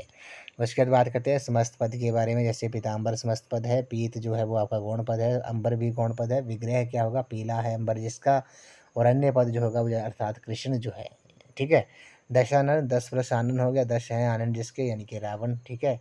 नीलकंठ नील प्लस कंठ हो गया, नीला है कंठ जिसका, किसका है, वो भगवान शिव का है, ये अपने याद रखना है। अन्य पद जो होता है वो ही प्रधान होता है इसमें। गजानन गज प्लस आनन हो गया, गज के समान आनंद जिसका, जिसका गणेश हो गया, ठीक है, ये आपने याद रखना है। तो गणेश जो है वो इसका अन्य पद जो है वही प्रधान होता है। गिरिधर गिरि प्लस धर हो गया, गिरि को धारण करने वाला यानी कि भगवान कृष्ण, तो अन्य पद जो है वो कृष्ण है। बात करते हैं द्वंद्व समास के बारे में। द्वंद्व समास जो होता है, इस समास में दोनों ही पद जो होते हैं वो प्रधान होते हैं। दोनों पदों को जोड़ने वाले समुच्चय बोधक अव्यय का लोप हो जाता है। जैसे भाई बहन तो विग्रह होगा भाई और बहन, पाप पुण्य पाप और पुण्य, सुख और दुख, भला बुरा भला या बुरा, रात दिन रात और दिन, दो चार दो या चार, ठीक है, ये आपने याद रखना है। उसके बाद बात करते हैं अव्ययीभाव समास के बारे में। तो इस समास में पूर्व पद अव्ययी होता है और समस्त पद भी अव्ययी होता है। क्रिया विशेषण का काम करता है, जैसे प्रतिदिन यथाशक्ति हो गया, ठीक है। पुनरुक्त शब्दों में समास होने पर भी अव्ययीभाव समास होता है, जैसे साफ साफ, जल्दी जल्दी, दिनों दिन जो हो गया वो आपका अव्ययीभाव समास हो गया, ये आपने याद रखना है। विशेषण की बात करते हैं। संज्ञा और सर्वनाम की विशेषता बताने वाले रूप को विशेषण कहा जाता है। विशेषण रूप जैसे संज्ञा और सर्वनाम की विशेषता बताते हैं उसे विशेष्य कहते हैं। जैसे ऊंचा कद, लाल आंख, बहुत लोग, कई लड़कियां, मोटा आदमी, इसमें ऊंचा, लाल, बहुत, कई, मोटा विशेषण है, और आंखें, लोग, लड़कियां, आदमी जो है वो इन विशेषणों के विशेष्य है। विशेषण के जो है वो 4 भेद माने गए हैं। कौन कौन से? गुणवाचक विशेषण, परिमाणवाचक विशेषण, संख्यावाचक विशेषण और सार्वनामिक विशेषण हो गया। गुणवाचक विशेषण जो होता है, जो विशेषण विशेष्य संज्ञा या सर्वनाम के गुण, दोष, रूप, रंग, आकार, काल, दशा, स्थिति आदि की विशेषता को बोध कराते हैं, उसे गुणवाचक विशेषण कहते हैं। जैसे वे अच्छा लड़का है, ये गुणवाचक विशेषण है, ठीक है। लंबा आदमी इस घर का मालिक है, ये आकार बोधक हो गया। तुमने मेरी नीली कमीज देखी, ये रंग सूचक हो गया। गीली कमीज को धूप में रख दो, ये दशा शोधक हो गया। आधुनिक युग कंप्यूटर का युग है, तो ये काल बोधक हो गया, ये आपने याद रखना है। अगले बात करते हैं परिमाणवाचक विशेषण के बारे में। तो जो विशेषण विशेष्य की माप या तौल का बोध कराए उसे परिमाणवाचक विशेषण कहते हैं। जैसे पहाड़ों पर बहुत वर्षा होती है, मजदूर भारी बोझ से दबा जा रहा था, ये भी आपने याद रखना है। उसके बाद बात करते हैं हम जैसे एग्जाम्पल और वहाँ थोड़े लोग थे, ठीक है। संख्यावाचक विशेषण कौन सा होता है? जो विशेषण विशेष्य की संख्या या गणना का बोध कराए वे संख्यावाचक विशेषण कहलाता है। जैसे उनको आने में अभी 15 दिन शेष हैं, खेल प्रतियोगिता में मोहन तीसरे स्थान पर आया है, उनके पास आधे पैसे रह गए हैं, इस स्कूल में कई लड़कियों ने प्रतियोगिता जीती, ये आपके संख्यावाचक विशेषण के उदाहरण है, ये भी आपने याद रखना है। तो जो विशेषण विशेष्य की संख्या या गणना का बोध कराए उन्हें संख्यावाचक विशेषण जो है वो कहा जाता है। उसके बाद संख्यावाचक विशेषण जो होते हैं वे 2 प्रकार के होते हैं, निश्चित संख्यावाचक और अनिश्चित संख्यावाचक। निश्चित संख्यावाचक विशेषण में विशेष्य की जो संख्या का निश्चित बोध होता है, जैसे 15, तीसरा, आधा। अनिश्चितवाचक संख्यावाचक में विशेष्य की संख्या का निश्चित बोध नहीं होता है, अपितु संख्या का अनुमान करने वाले रूप प्रयुक्त होते हैं। जैसे कई, कुछ, सब, काफ़ी, सैकड़ों, 10, 20 हो गया, ठीक है, ये आपने याद रखना है। उसके बाद बात करते हैं सार्वनामिक विशेषण के बारे में। तो जो सर्वनाम संज्ञा रूप के पहले आता है और विशेषण का कार्य करता है उसे सर्वनामिक विशेषण जो है वो कहा जाता है। जैसे वे छात्र कक्षा में प्रथम आया है, ये मकान बड़ा है, वहाँ कौन आदमी जा रहा है, तो ये आपका सर्वनामिक विशेषण है, ये आपने याद रखना है। अब बात करते हैं कमिश्नर कमेटियों के बारे में। 20 क्वेश्चन यहाँ से पूछे जाते हैं। बोर्ड डिस्पैच जो था वो 1854 में आया था। हंटर कमीशन जो था वो 1882 में आया था। हार्डो कमेटी 1929 में आई थी। सार्जेंट प्लान जो था वो 1944 में आया था। विश्वविद्यालय शिक्षा आयोग जिसे राधाकृष्णन आयोग के नाम से जाना जाता है 1948-1949 में आया था। मुदालियर आयोग जो है इसे माध्यमिक शिक्षा आयोग के नाम से जाना जाता है। 1952-53 में इसकी 1952 में ये अपॉइंट किया गया था। 1953 में इसने रिपोर्ट सबमिट की थी। उसके बाद बात करते हैं कोठारी आयोग के बारे में, जिसे राष्ट्रीय शिक्षा आयोग के नाम से जाना जाता है। दौलत सिंह कोठारी जो थे वो इसके अध्यक्ष थे। 1964 में ये अपॉइंट किया गया था। 1966 में इसने रिपोर्ट जो थी वो सबमिट की थी। राष्ट्रीय शिक्षा नीति जो पहली आई थी वो 1968 में आई थी। शिक्षा कार्यदल वर्किंग ग्रुप जो था 1985 में आया था। नवीन शिक्षा नीति न्यू पॉलिसी ऑन एजुकेशन जो थी वो 1986 में आई थी। आचार्य राममूर्ति समिति जो थी वो 1990 में आई थी, ये आपने याद रखना है। यशपाल कमेटी जो थी वो 1992 में आई थी, 1992 में आई थी। संशोधित राष्ट्रीय शिक्षा नीति जो थी वो 1992 में आई थी, modified national policy on education. अब इसके बारे में थोड़ा डिटेल में डिस्कस लेते हैं। बोर्ड डिस्पैच जो था ये माध्यमिक स्तर पर व्यावसायिक शिक्षा शुरू करके प्रचलित शिक्षा व्यवस्था में सुधार करने पर बल दिया गया, जिससे नेक्स्ट जनरेशन के बच्चे व्यावसायिक जीवन के लिए तैयार हो जाएं। 1857 में भारतीय प्रदेश सीधे ब्रिटिश सरकार के अधीन हो गया और इसमें कलकत्ता, मद्रास और बम्बई विश्वविद्यालय की जो थी वो स्थापना की गई थी। हंटर कमीशन की बात करते हैं। इसकी स्थापना लॉर्ड रिपन के द्वारा 1882 में की गई। व्यावसायिक और व्यापारिक शिक्षा पर बल दिया गया था, ये आपने याद रखना है। आयोग ने सरकार को महिला शिक्षा वुमेन एजुकेशन पर जोर देने को कहा था, ये आपने याद रखना है। हंटर कमीशन कब आया था? 1882 में आया था। इसकी स्थापना जो थी वो किसके द्वारा की गई थी? लॉर्ड रिपन के द्वारा की गई थी। बात करते हैं हार्टो कमेटी के बारे में। हार्टो कमेटी 1929 में आई थी। हार्टो कमेटी एक ऐसी कमेटी थी जिसका गठन जो था वो साइमन कमीशन ने 1929 में शिक्षा के क्षेत्र में सुझाव देने के लिए किया गया था। इसका अध्यक्ष तो वो हार्टोग था, ये आपने याद रखना है। अधिकांश विद्यार्थी जो पहली कक्षा में प्रवेश लेते थे, चौथी पाँचवीं कक्षा तक पहुंचते पहुंचते पढ़ाई बीच में ही छोड़ देते थे। अतः कमेटी ने इस अपव्यय को रोकने के लिए सरकार को कुछ सुझाव दिए। माध्यमिक शिक्षा में औद्योगिक और वाणिज्यिक विषयों पर जोर दिया गया। तकनीकी, वाणिज्य और कृषि हाई स्कूल स्थापित किए गए, ये भी आपने याद रखना है। उसके बाद बात करते हैं सार्जेंट प्लान के बारे में। सार्जेंट प्लान जो था वर्ष 1944 में इसकी स्थापना हुई थी। वर्ष 1935 में भारत सरकार अधिनियम के द्वारा प्रांतीय सरकारों को स्वायत्ता दे दी गई और इस समय उच्च शिक्षा का बहुत हद तक विस्तार हुआ, मगर माध्यमिक शिक्षा अब भी धीमी थी। 1944 में भारत सरकार के शिक्षा सलाहकार सर जॉन सार्जेंट ने शिक्षा की एक महत्वपूर्ण विस्तृत योजना प्रस्तुत की, जो सार्जेंट योजना के नाम से जानी जाती थी। उसके बाद बात करते हैं विश्वविद्यालय शिक्षा आयोग के बारे में, जिसे राधाकृष्णन आयोग के नाम से जाना जाता है। स्वतंत्रता मिलने के पश्चात भारत सरकार का ध्यान शिक्षा की तरफ गया। भूतपूर्व राष्ट्रपति डॉक्टर सर्वपल्ली राधाकृष्णन की अध्यक्षता में नवंबर 1948 में एक कमीशन जो था वो बहाल किया गया था। इस आयोग को विश्वविद्यालय शिक्षा पर अपनी रिपोर्ट देनी थी और आवश्यक सुझाव भी देने थे। आयोग ने अपना प्रतिवेदन जो था वो अगस्त 1949 में प्रस्तुत किया और इसकी जो सिफारिशें थी वो मुख्यतः क्या थी? इसमें बोला गया कि शिक्षा के क्षेत्र में सांप्रदायिक और संकीर्ण विचारों पर रोक लगी जाए, ठीक है। इसमें शारीरिक प्रशिक्षण और अन्य सामूहिक क्रियाओं पर बल दिया गया था। विश्वविद्यालय पूर्व प्री यूनिवर्सिटी 12 वर्ष का अध्ययन हो। शिक्षकों की विभिन्न श्रेणियां हो, जैसे प्राध्यापक, प्रवाचक और व्याख्याता और शिक्षक हो, ये आपने याद रखना है। और शिक्षा को समवर्ती सूची में रखा जाए, ये भी इन्होंने कहा था। और स्नातकोत्तर प्रशिक्षण और शोध तथा स्त्री शिक्षा का विकास हो। सरकार ने राधाकृष्णन आयोग के अनेक सुझावों को स्वीकार कर आवश्यक कदम उठाए और सरकार का सबसे पहला महत्वपूर्ण कार्य था 1953 में विश्वविद्यालय अनुदान आयोग की स्थापना करना। आगे चलकर स्वतंत्र भारत में शिक्षा के क्षेत्र में अन्य प्रयास भी हुए और अभी भी किए जा रहे हैं। और इसने कहा था कि विश्वविद्यालयों में परीक्षा दिनों के अतिरिक्त कम से कम 180 दिन पढ़ाई होनी चाहिए, जो 11-11 सप्ताहों के 3 सत्रों में बंटी चाहिए। उसके बाद बात करते हैं मुदालिर आयोग के बारे में, जिसे माध्यमिक शिक्षा आयोग के नाम से जाना जाता है। 1900 माध्यमिक शिक्षा के ढांचे के सुधार के लिए डॉक्टर लक्ष्मण स्वामी मुदालिर की अध्यक्षता में 1952 में माध्यमिक शिक्षा आयोग की स्थापना की गई थी। पाठ्यक्रम में विविधता लाने, एक मध्यवर्ती स्तर जोड़ने, त्रिस्तरीय स्नातक पाठ्यक्रम शुरू करने इत्यादि की सिफारिश की गई थी। और वस्तुनिष्ठ MCQ परीक्षण पद्धति को बनाया जाए, ये इन्होंने कहा था। संख्यात्मक अंक देने के बजाय सांकेतिक अंक दिए जाने चाहिए। और उच्च तथा उच्चतर माध्यमिक स्तर की शिक्षा के पाठ्यक्रम में एक कोर सब्जेक्ट रहे जो अनिवार्य रहे, जैसे गणित, सामान्य ज्ञान, कला, संगीत एटसेट्रा, ठीक है। बात करते हैं कोठारी आयोग के बारे में। कोठारी आयोग की जो अध्यक्षता थी वे किसने की थी? दौलत सिंह कोठारी ने की थी। इस आयोग में के मूल में तीसरी पंचवर्षीय थर्ड 5 ईयर प्लान योजना रही, जिसने बहुत स्पष्ट शब्दों में देश की शिक्षा पद्धति के पुनर्विचार की बात पर बल दिया था। ये आयोग पहला ऐसा आयोग था जिसने विस्तार से भारतीय शिक्षा पद्धति का अध्ययन किया। इसके परिणाम स्वरूप ही 1968 में राष्ट्रीय शिक्षा नीति जो थी वो अस्तित्व में आ सकी थी।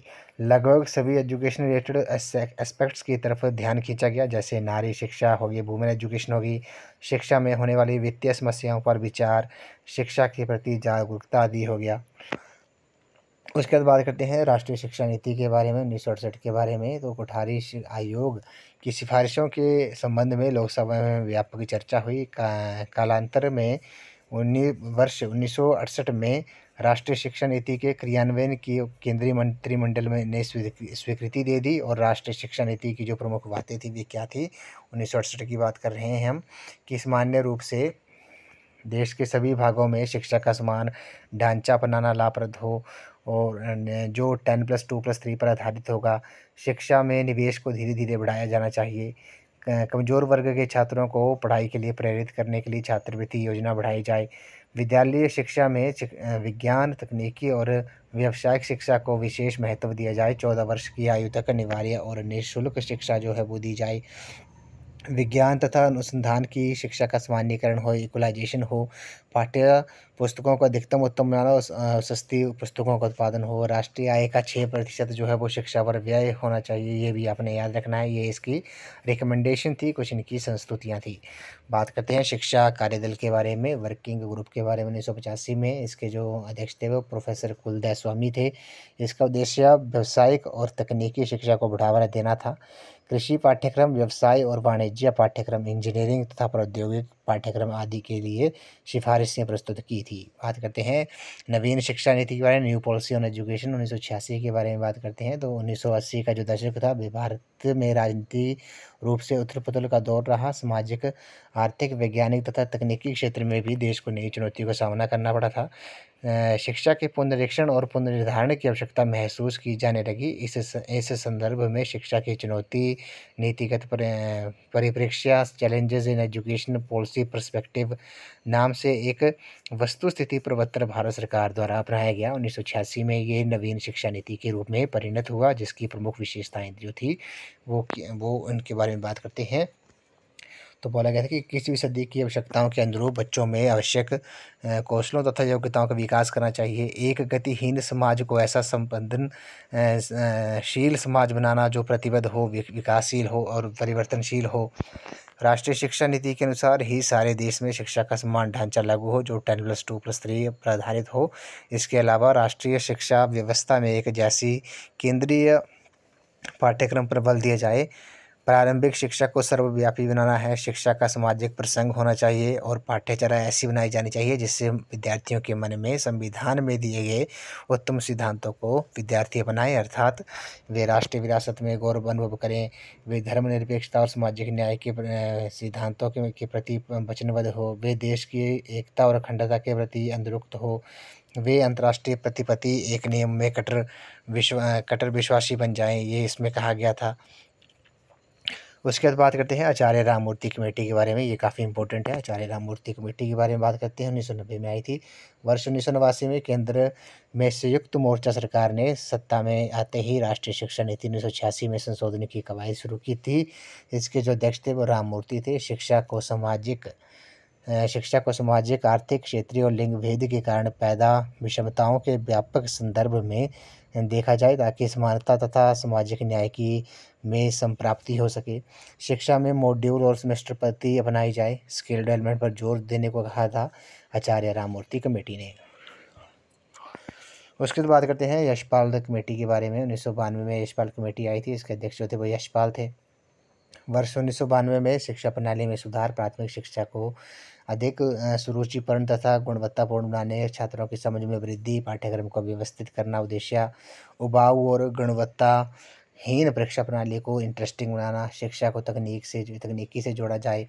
उसके बाद बात करते हैं संशोधित राष्ट्रीय शिक्षा नीति, modified national policy on education की बात करते हैं। वर्ष 1991 में कांग्रेस के पुनः में सत्ता आने पर पिछली सरकार द्वारा शिक्षा नीति में किए गए परिवर्तनों का पुनरीक्षण किया गया।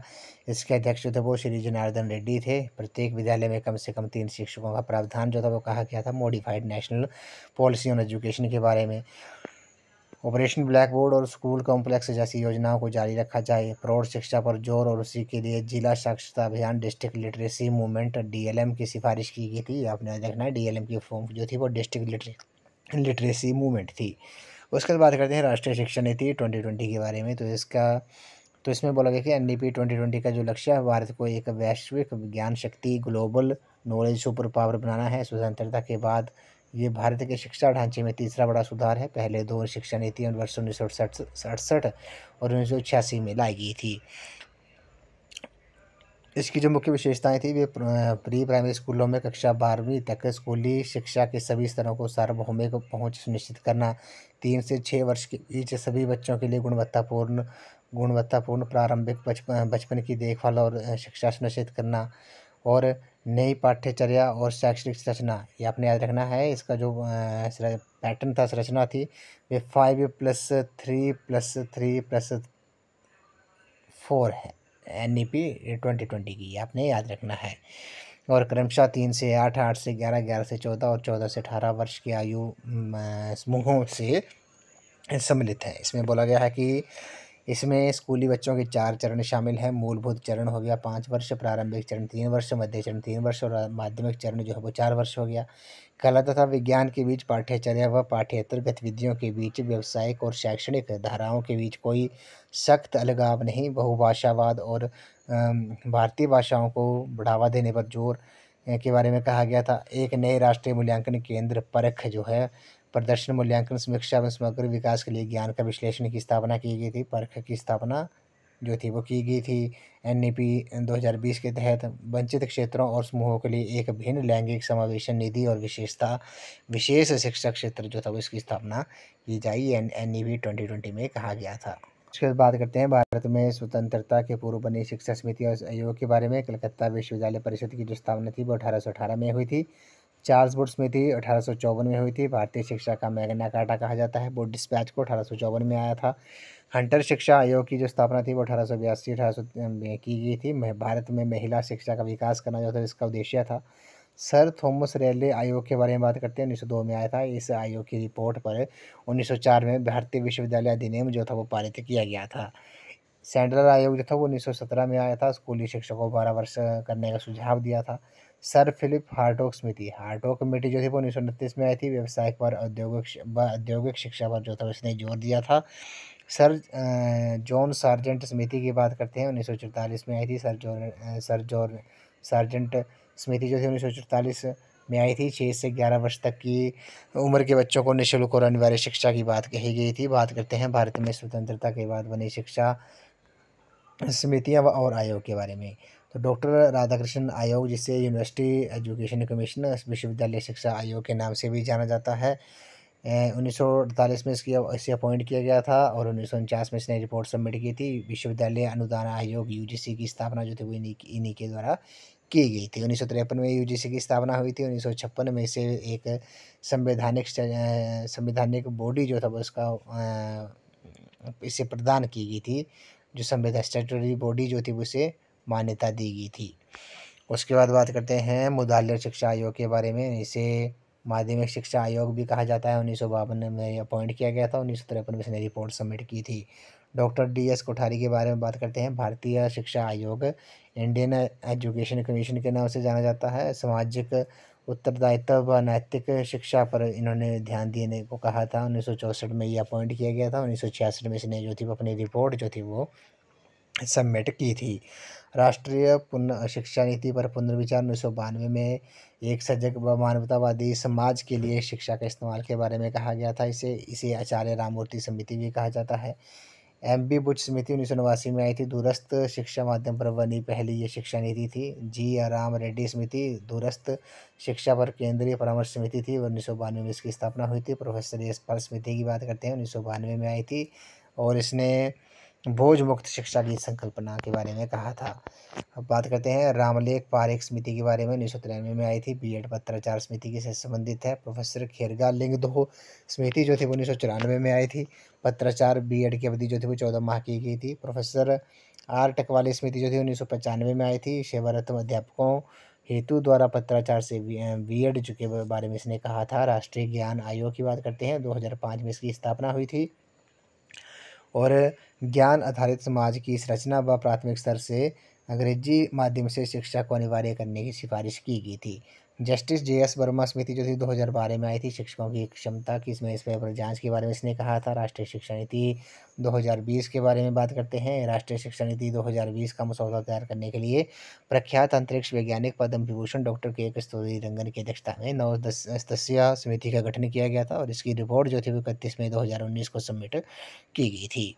राष्ट्रीय शिक्षा नीति 2020 का जो उद्घाटन था वह भारतीय राष्ट्रपति तत्कालीन रामनाथ कोविंद जी द्वारा 29 जुलाई 2020 को किया गया था। ये नीति छात्रों की नैतिकता, भावनाएं और नैतिक मूल्यों को विकसित करने और उनको रचनात्मकता को प्रोत्साहित करने के साथ साथ नौकरी पाने के लिए तैयार रखने की लक्ष्य रखती है। ये आपने याद रखना है। उसके बाद आपने याद रखना है एनएलएम के बारे में।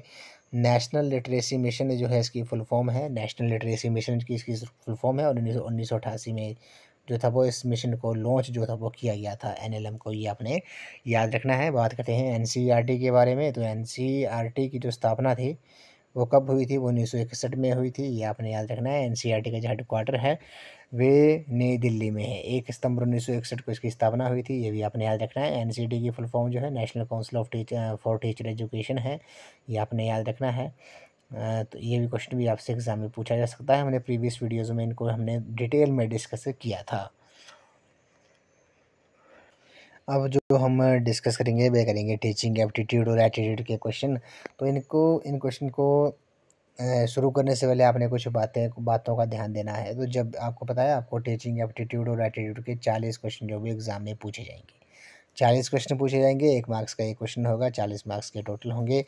तो जब भी आपने टीचिंग एप्टीट्यूड और एटीट्यूड के क्वेश्चन करने हैं तो आपने कुछ बातें हैं उनका जिनका आपने ध्यान देना है। तो आपने सबसे पहले तो आपने हिंदी और इंग्लिश दोनों में अपने क्वेश्चन को रीड करना है। 2 या 3 बार आपने ज़रूर रीड करना है। और जब भी आपने इन क्वेश्चंस को सॉल्व करना है तो आपने इसका पॉजिटिव वे में ही रिस्पॉन्स देना है, पॉजिटिव वे में ही आंसर देना है। और खुद को, तीसरी बात है, खुद को आपने एज अ टीचर रख के आपने ये क्वेश्चन जो है वो अपने एग्ज़ाम में सॉल्व करने हैं। ये बात आपने ध्यान देनी है। बस क्वेश्चन को 2 या 3 बार रीड करना है दोनों लैंग्वेज में, खुद को एज अ टीचर रख के और पॉजिटिव वे में ही, पॉजिटिव रिस्पॉन्स में ही आपने इसका देना है। और कई क्वेश्चन में आपको ऐसे ऑप्शन भी होंगे जहाँ पर जैसे ऑप्शन होंगे कि आप बच्चों को दंडित करेंगे, पनिश करेंगे, कक्षा से बाहर खड़े कर देंगे। तो ऐसा ऑप्शन जो भी आएगा आपने उसको निगलेक्ट कर देना है। आपने ऐसा नहीं करना है कि बच्चों को आपने डांट दिया या कक्षा से बाहर कर दिया। आपने ऐसे ऑप्शन जो है वो कभी किसी भी क्वेश्चन का आंसर जो है वो नहीं होंगे। ये आपने याद रखना है। आपने बस खुद को एज अ टीचर रख के आपने इन क्वेश्चंस को सॉल्व करना है। अब हम इसका ज़्यादा हम डिस्कस भी नहीं करेंगे क्योंकि ये जो क्वेश्चन होते हैं वे आपकी अंडरस्टैंडिंग बेस्ड होते हैं। ऐसा नहीं है कि हम इन क्वेश्चन को याद कर लें और एग्ज़ाम में बस उनका आंसर दे दें। मैं आपको बार बार बोल रहा था पहले भी हमने वीडियोज़ में जब क्वेश्चन डिस्कस किए थे कि इन क्वेश्चंस को हम सिर्फ प्रैक्टिस कर सकते हैं, ऐसा नहीं है हम याद करेंगे। बस आपने इसका आंसर जो है पॉजिटिव वे में देना है। जैसे हम 1 या 2 क्वेश्चन देख लेते हैं, हम इनको ज़्यादा प्रैक्टिस नहीं करेंगे क्योंकि ये आपके अंडरस्टैंडिंग बेस्ड ही होंगे। अब आपने एग्ज़ाम में बस इनको आराम से करना है। जैसे क्वेश्चन है इसमें बोला गया कि निम्नलिखित में से कौन सा शिक्षण में सबसे महत्वपूर्ण तत्व है? तो which one of the following is the most important element in teaching? तो इस क्वेश्चन का जो राइट आंसर होगा वो आपका ऑप्शन नंबर ए हो जाएगा। शिक्षकों और छात्रों के बीच जो संबंध है वे शिक्षण में सबसे महत्वपूर्ण तत्व है। तो अब ऐसा तो नहीं है कि मैं इस क्वेश्चन को याद कर लूँ। अगर वहाँ पे क्वेश्चन जो पूछा जाएगा वो वहाँ पे अंडरस्टैंडिंग बेस्ड के ऊपर ही आपसे क्वेश्चन पूछे जाएंगे। तो वो आपने ऐसा नहीं है कि याद करके चल जाना है। टीचिंग एप्टीट्यूड और एटीट्यूड के जो क्वेश्चन है, अगर आपकी अंडरस्टैंडिंग जो है वो बेटर है, अच्छी आपकी अंडरस्टैंडिंग है, क्वेश्चन को समझने की क्षमता जो है आपकी अच्छी है, तो आप 40 में से 40 मार्क्स भी ला सकते हो। अब टीचिंग एप्टीट्यूड के जो क्वेश्चन होते हैं वो मैंने कितनी बार बोला है, अंडरस्टैंडिंग बेस्ड होते हैं। जिसकी अंडरस्टैंडिंग अच्छी होगी वे इसमें अच्छा स्कोर कर जाएगा। तो बस आपने क्वेश्चन को 2 या 3 बार रीड करना है, खुद को as a teacher positive way में ही इन क्वेश्चंस के जो है वो अपने आंसर देने हैं। इससे आपको एग्जाम में जो है वो आपकी काफ़ी हेल्प मिलेगी। जैसे 1-2 क्वेश्चन देख लेते हैं। अगले प्रश्न में बोला गया है कि किसी छात्र के प्रदर्शन का जो मूल्यांकन करने का जो सबसे अच्छा समय होता है, वे कब होता है? तो इस क्वेश्चन का जो राइट आंसर होगा वो आपका ऑप्शन नंबर डी हो जाएगा। Throughout the instructional process, अनुदेशनात्मक प्रक्रिया के दौरान जो है वो छात्र के प्रदर्शन करने का मूल्यांकन जो है उनका मूल्यांकन करने का जो समय होता है वह सबसे अच्छा होता है।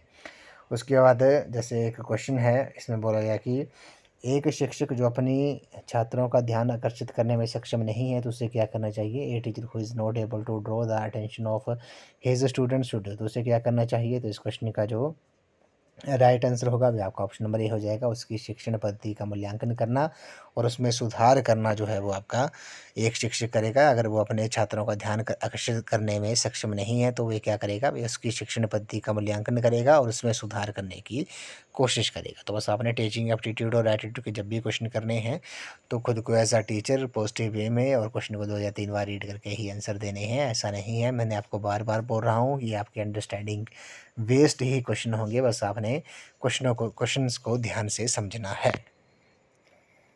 उसके बाद मैथ्स के कुछ इंपॉर्टेंट टॉपिक के बारे में डिस्कस कर लेते हैं, जैसे टाइप्स ऑफ नंबर के बारे में। तो नेचुरल नंबर जो होते हैं, प्राकृतिक संख्याएं जो होती है, वे कौन सी होती है। जो नंबर 1 से स्टार्ट होते हैं और कभी ख़त्म नहीं होते, इन्फिनिटी भी ख़त्म होते हैं, तो उन्हें नेचुरल नंबर्स कहा जाता है। नेचुरल नंबर्स को हम काउंटिंग नंबर भी कहते हैं, ये भी आपने याद रखना है। तो प्राकृतिक संख्याएं कौन सी होती हैं, जो 1 से शुरू होती है और ख़त्म कभी भी नहीं होती है, इन्फिनिटी पे।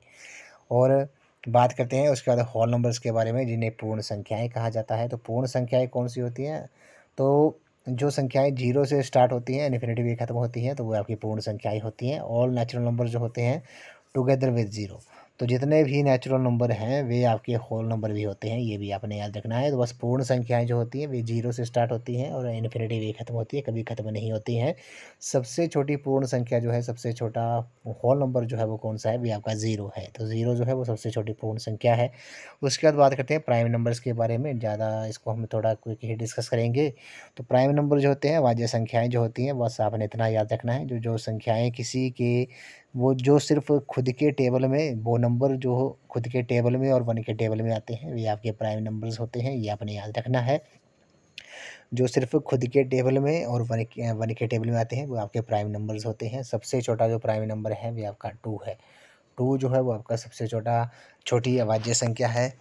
और 2 को छोड़कर जितने भी प्राइम नंबर होंगे, अभाज्य संख्याएं होंगी, वे सभी ओड होंगे, सभी विषम होंगी, ये भी आपने याद रखना है। तो 1 जो है, इसके बारे में 1 जो है वो ना तो प्राइम नंबर होता है ना तो कॉम्पोजिट नंबर होता है। 1 जो होता है वो आपका यूनिक नंबर होता है। बात करते हैं कॉम्पोजिट नंबर के बारे में। कॉम्पोजिट नंबर कौन से होते हैं, तो जो नंबर है जिनके 2 या 2 से ज़्यादा फैक्टर होते हैं, वे आपके कॉम्पोजिट नंबर होते हैं। और 1 जो होता है, 1 जो होता है, वे ना तो प्राइम होता है ना तो कॉम्पोजिट होता है। 1 जो है वो आपका यूनिक नंबर होता है। 4 के बारे में बात करते हैं। सबसे छोटा जो कॉम्पोजिट नंबर है वो आपका 4 है, ये आपने याद रखना है।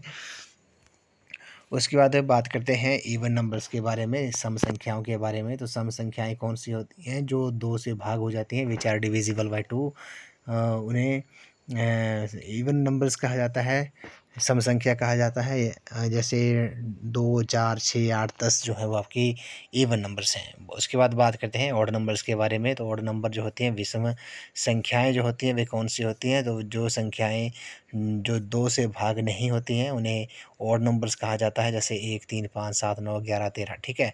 1 जो है वो सबसे छोटा ऑड नंबर है, ये आपने याद रखना है। प्राइम नंबर की बात करते हैं। 1 से 100 के बीच में 25 जो है वो प्राइम नंबर होते हैं। 25 अवाज्य संख्याएं होती हैं, ये आपने नोट कर लेना है। बात करते हैं टेस्ट ऑफ डिविजिबिलिटी के बारे में। कौन सा नंबर किससे डिविजिबल होता है, तो 2 से कौन सा नंबर डिविजिबल होता है, भाग हो जाता है, जब किसी भी नंबर का लास्ट का डिजिट जो है वो अगर 2, 4, 6, 8 या 0 होगा तो वो नंबर 2 से डिविजिबल होगा, ये आपने याद रखना है। बात करते हैं 3 के डिविजिबिलिटी रूल के बारे में। तो कौन सा नंबर जो है वो 3 से डिविजिबल होते हैं, तो अगर किसी नंबर के डिजिट का सम, जैसे ये 243 है, 243 जो है मैं बोल रहा हूँ ये 3 से डिविजिबल है, तो इसका जो डिजिट का जो सम होगा, इनका जो डिजिट का जो सम होगा, अगर वो 3 से डिविजिबल है, जैसे 9 आ गया, 9 जो है वो 3 से डिविजिबल है, तो ये जो कंप्लीट नंबर होगा वो आपका 3 से डिविजिबल होगा। उसके बाद बात करते हैं 4 के डिविजिबिलिटी रूल के बारे में। तो अगर किसी नंबर के लास्ट के 2 डिजिट जो हैं, अगर वो डिविजिबल हैं 4 से, या फिर लास्ट के 2 डिजिट जो हैं वो आपके 0 0 हैं, तो वो नंबर जो होगा वो आपका 4 से डिविजिबल होगा, ये आपने याद रखना है। 5 के बारे में बात करते हैं, कौन सा नंबर जो है 5 से डिविजिबल होगा। अगर किसी नंबर का लास्ट का डिजिट जो है वो 5 और 0 है तो वो नंबर जो होगा वो 5 से भाग हो जाएगा। उसके बाद बात करते हैं 6 के डिविजिबिलिटी रूल के बारे में। तो 6 का जो डिविजिबिलिटी रूल होता है वो होता है, अगर कोई नंबर 2 और 3, 2 और 3 दोनों से डिविजिबल है तो वो नंबर 6 से भी क्या होगा, डिविजिबल होगा। 7 के डिविजिबिलिटी रूल के बारे में बात करते हैं। अगर मान लो कोई नंबर है 3, 5, 7, तो इसका जो यूनिट प्लेस इकाई का जो अंक होगा उसका आपने पहले ट्वाइस कर देना है। ट्वाइस कर दिया तो इसका ट्वाइस जो होता है वो 14 होता है। उसको आपने रिमेनिंग नंबर, बचे हुए नंबर से अपने उस ट्वाइस किए हुए नंबर को आपने सब्ट्रैक्ट करना है। अगर सब्ट्रैक्ट करके माइनस करके जो नंबर अगर आपके पास आया वो 7 से डिविजिबल है तो वो जो कंप्लीट नंबर होगा वो भी 7 से क्या होगा, डिविजिबल होगा। बात करते हैं 8 के डिविजिबिलिटी रूल के बारे में। तो 8 का डिविजिबिलिटी रूल कहता है, अगर किसी नंबर के लास्ट के 3 डिजिट जो है वो अगर 8 से डिविजिबल हैं तो वो नंबर भी होगा 8 से डिविजिबल हो जाएगा। बात करते हैं 9 के डिविजिबिलिटी रूल के बारे में। तो इसका भी 3 की तरह सेम है, सम ऑफ ऑल डिजिट। जो भी आपके पास नंबर दिया होगा अगर उसके डिजिट का जो सम है वो अगर 9 से डिविजिबल है तो वो नंबर जो होगा वो आपका 9 से डिविजिबल हो जाएगा। बात करते हैं 10 के डिविजिबिलिटी रूल के बारे में। तो 10 के डिविजिबिलिटी का रूल जो बोलता है कि किसी भी नंबर का अगर लास्ट का डिजिट जो है वो अगर 0 है तो वो जो नंबर होगा वो आपका 10 से डिविजिबल होगा। बात करते हैं प्लेस वैल्यू और फेस वैल्यू के बारे में। तो प्लेस वैल्यू क्या होती है, प्लेस वैल्यू जैसे मैंने बोल दिया 2, 8, 7, ठीक है। मैं बोलूँगा इसमें 8 की प्लेस वैल्यू क्या होगी। तो आपको पता है ये 1 से 10 से, ये किस प्लेस पे है, ये आपका 10 प्लेस पे है। तो इसको आपने 8 को अपने 10 से जो है वो अपने मल्टीप्लाई कर देना है। तो 8 की जो प्लेस वैल्यू होगी वो आपकी क्या होगी, 80 होगी। ये आपने याद रखना है। फेस वैल्यू की बात करते हैं। फेस वैल्यू जो है वो चेंज नहीं होती है। जैसे मैंने बोला 8 की फेस वैल्यू क्या होगी, तो 8 की जो फेस वैल्यू होगी वो आपकी 8 ही होगी। 7 की फेस वैल्यू क्या होगी, 7 ही होगी। 2 की फेस वैल्यू जो होगी वो आपकी 2 ही होगी। ये भी आपने याद रखना है। उसके बाद बात करते हैं the greatest 8 digit number with given digit. जैसे आपके पास अगर मान लो ये डिजिट दी है, ये डिजिट दी है, आपको बोला गया कि इस डिजिट का यूज़ करके, इन डिजिट का यूज़ करके आपने सबसे बड़ा नंबर बनाना है। तो सबसे बड़ा नंबर जो होगा वो आपने, जैसे मान लो ये 4, 9, 2 1 दिया है, ठीक है। ये आपके पास 5 ये दिया है, मानो एक 0 दी है। ये 5 डिजिट का यूज़ करके आपने सबसे बड़ा नंबर बनाना है। तो सबसे बड़ा नंबर जो है आप कैसे बनाओगे, सबसे पहले आपने सबसे बड़ी डिजिट लिख लेनी है, 9 है। 9 के बाद जो बड़ी डिजिट है वो 4 है, उसके बाद 2 है, उसके बाद 1 है, उसके बाद 0 है।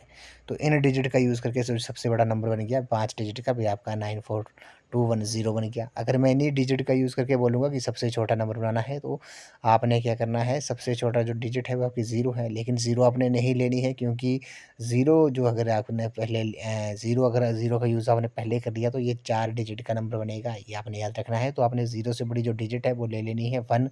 उसके बाद आपने 0 का यूज़ करना है। उसके बाद जो है वो 0 से बड़ा 0 से बड़ा आ गया 2 आ गया, उसके बाद 4 आ गया। तो ये 5 डिजिट का यूज़ करके जो सबसे छोटा नंबर बनेगा वो 10249 बनेगा। ये आपने याद रखना है। ये क्वेश्चन जो है वो भी आपसे एग्ज़ाम में पूछ सकते हैं।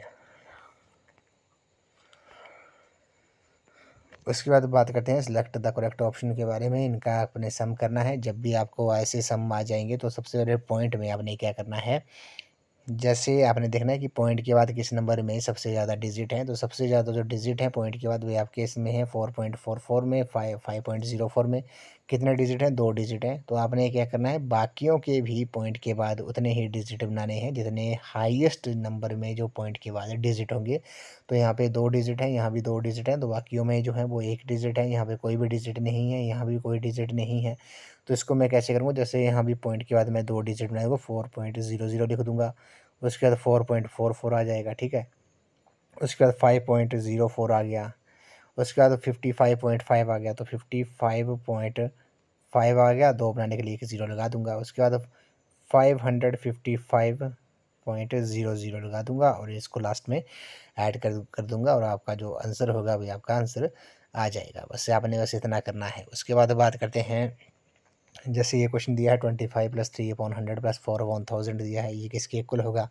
तो ये क्वेश्चन कैसे करने हैं, जैसे जब भी आपको डिनोमिनेटर में क्या होगा, 10 होगा या 10 की कोई पावर होगी तो आपने उसको डेसिमल फॉर्म में कन्वर्ट कर लेना है। जैसे 25 के नीचे कुछ भी नहीं है मतलब ये 25 एज इट इज़ आएगा। जिसके नीचे कुछ भी नहीं हो मतलब उसके नीचे क्या है, 20, उसके नीचे मतलब 1 है। अब 3/100 है, 3/100 है तो इसको मैं कन्वर्ट करने के लिए इसके मैं एलसीएम नहीं लूँगा। एलसीएम लेके वैसे आंसर तो सेम आ जाएगा, लेकिन इसमें जो होता है जब भी आपका डिनोमिनेटर में जो दिया होगा, अगर आपने डिनोमिनेटर में जो है वो आपके पास अगर कोई 10 है या 10 की कोई पावर है, तो वहाँ पर आपने एलसीएम लेने नहीं बैठ जाना है। इससे जो है वो आपका टाइम ज़्यादा लग जाएगा। आपने बस इसको क्या कर लेना है, इसको अपने डेसिमल फॉर्म में कन्वर्ट कर लेना है। तो 3/100 है, यहाँ पे कितनी ज़ीरो हैं, तो जितनी ज़ीरो होती हैं उतने ही डिजिट के बाद पॉइंट लग जाता है। 3/100 है तो 2 ज़ीरो हैं, तो पॉइंट कितने डिजिट के बाद लग जाएगा आपका, 2 डिजिट के बाद लग जाएगा 0.03। तो पॉइंट यहाँ पीछे से देखते हैं 1 1 2, तो पॉइंट 2 डिजिट के बाद आ गया। अगला है 4/1000, तो कितनी ज़ीरो हैं, 3 ज़ीरो हैं, तो पॉइंट जो है वो कितने डिजिट के बाद लग जाएगा, 3 डिजिट के बाद लग जाएगा 0.004 आ जाएगा। उसके बाद आपने इन तीनों को ऐड कर देना है। सिंपल है। सबसे पहले आपने देखना है किस डिजिट में, किस नंबर में पॉइंट के बाद सबसे ज़्यादा डिजिट है। 3 है, इसमें 2 हैं, इसमें 1 भी नहीं है, तो बाकियों के भी आपने सबसे जो हाईएस्ट होंगे उसके इक्वल ही बनाने हैं। तो जैसे 25.000 आ गया, फिर 0.030 आ गया, उसका 0.004 आ जाएगा, आपका ऑप्शन आ जाएगा, ये वाला ऑप्शन आ जाएगा। बस आपने इतनी सी बातें आपने जो है वो आपने ध्यान देनी है। उसके बाद LCM and HCF of fraction की बात करते हैं। अगर आपके फ्रैक्शन में आ जाए तो एलसीएम, अगर आपको एलसीएम निकालने के लिए बोल दिया है, जैसे 2/7 है और 5/8 है, बोला गया है कि इनका एलसीएम निकालो, तो आपने क्या करना है, जो जैसे बोला है एलसीएम फाइंड करना है।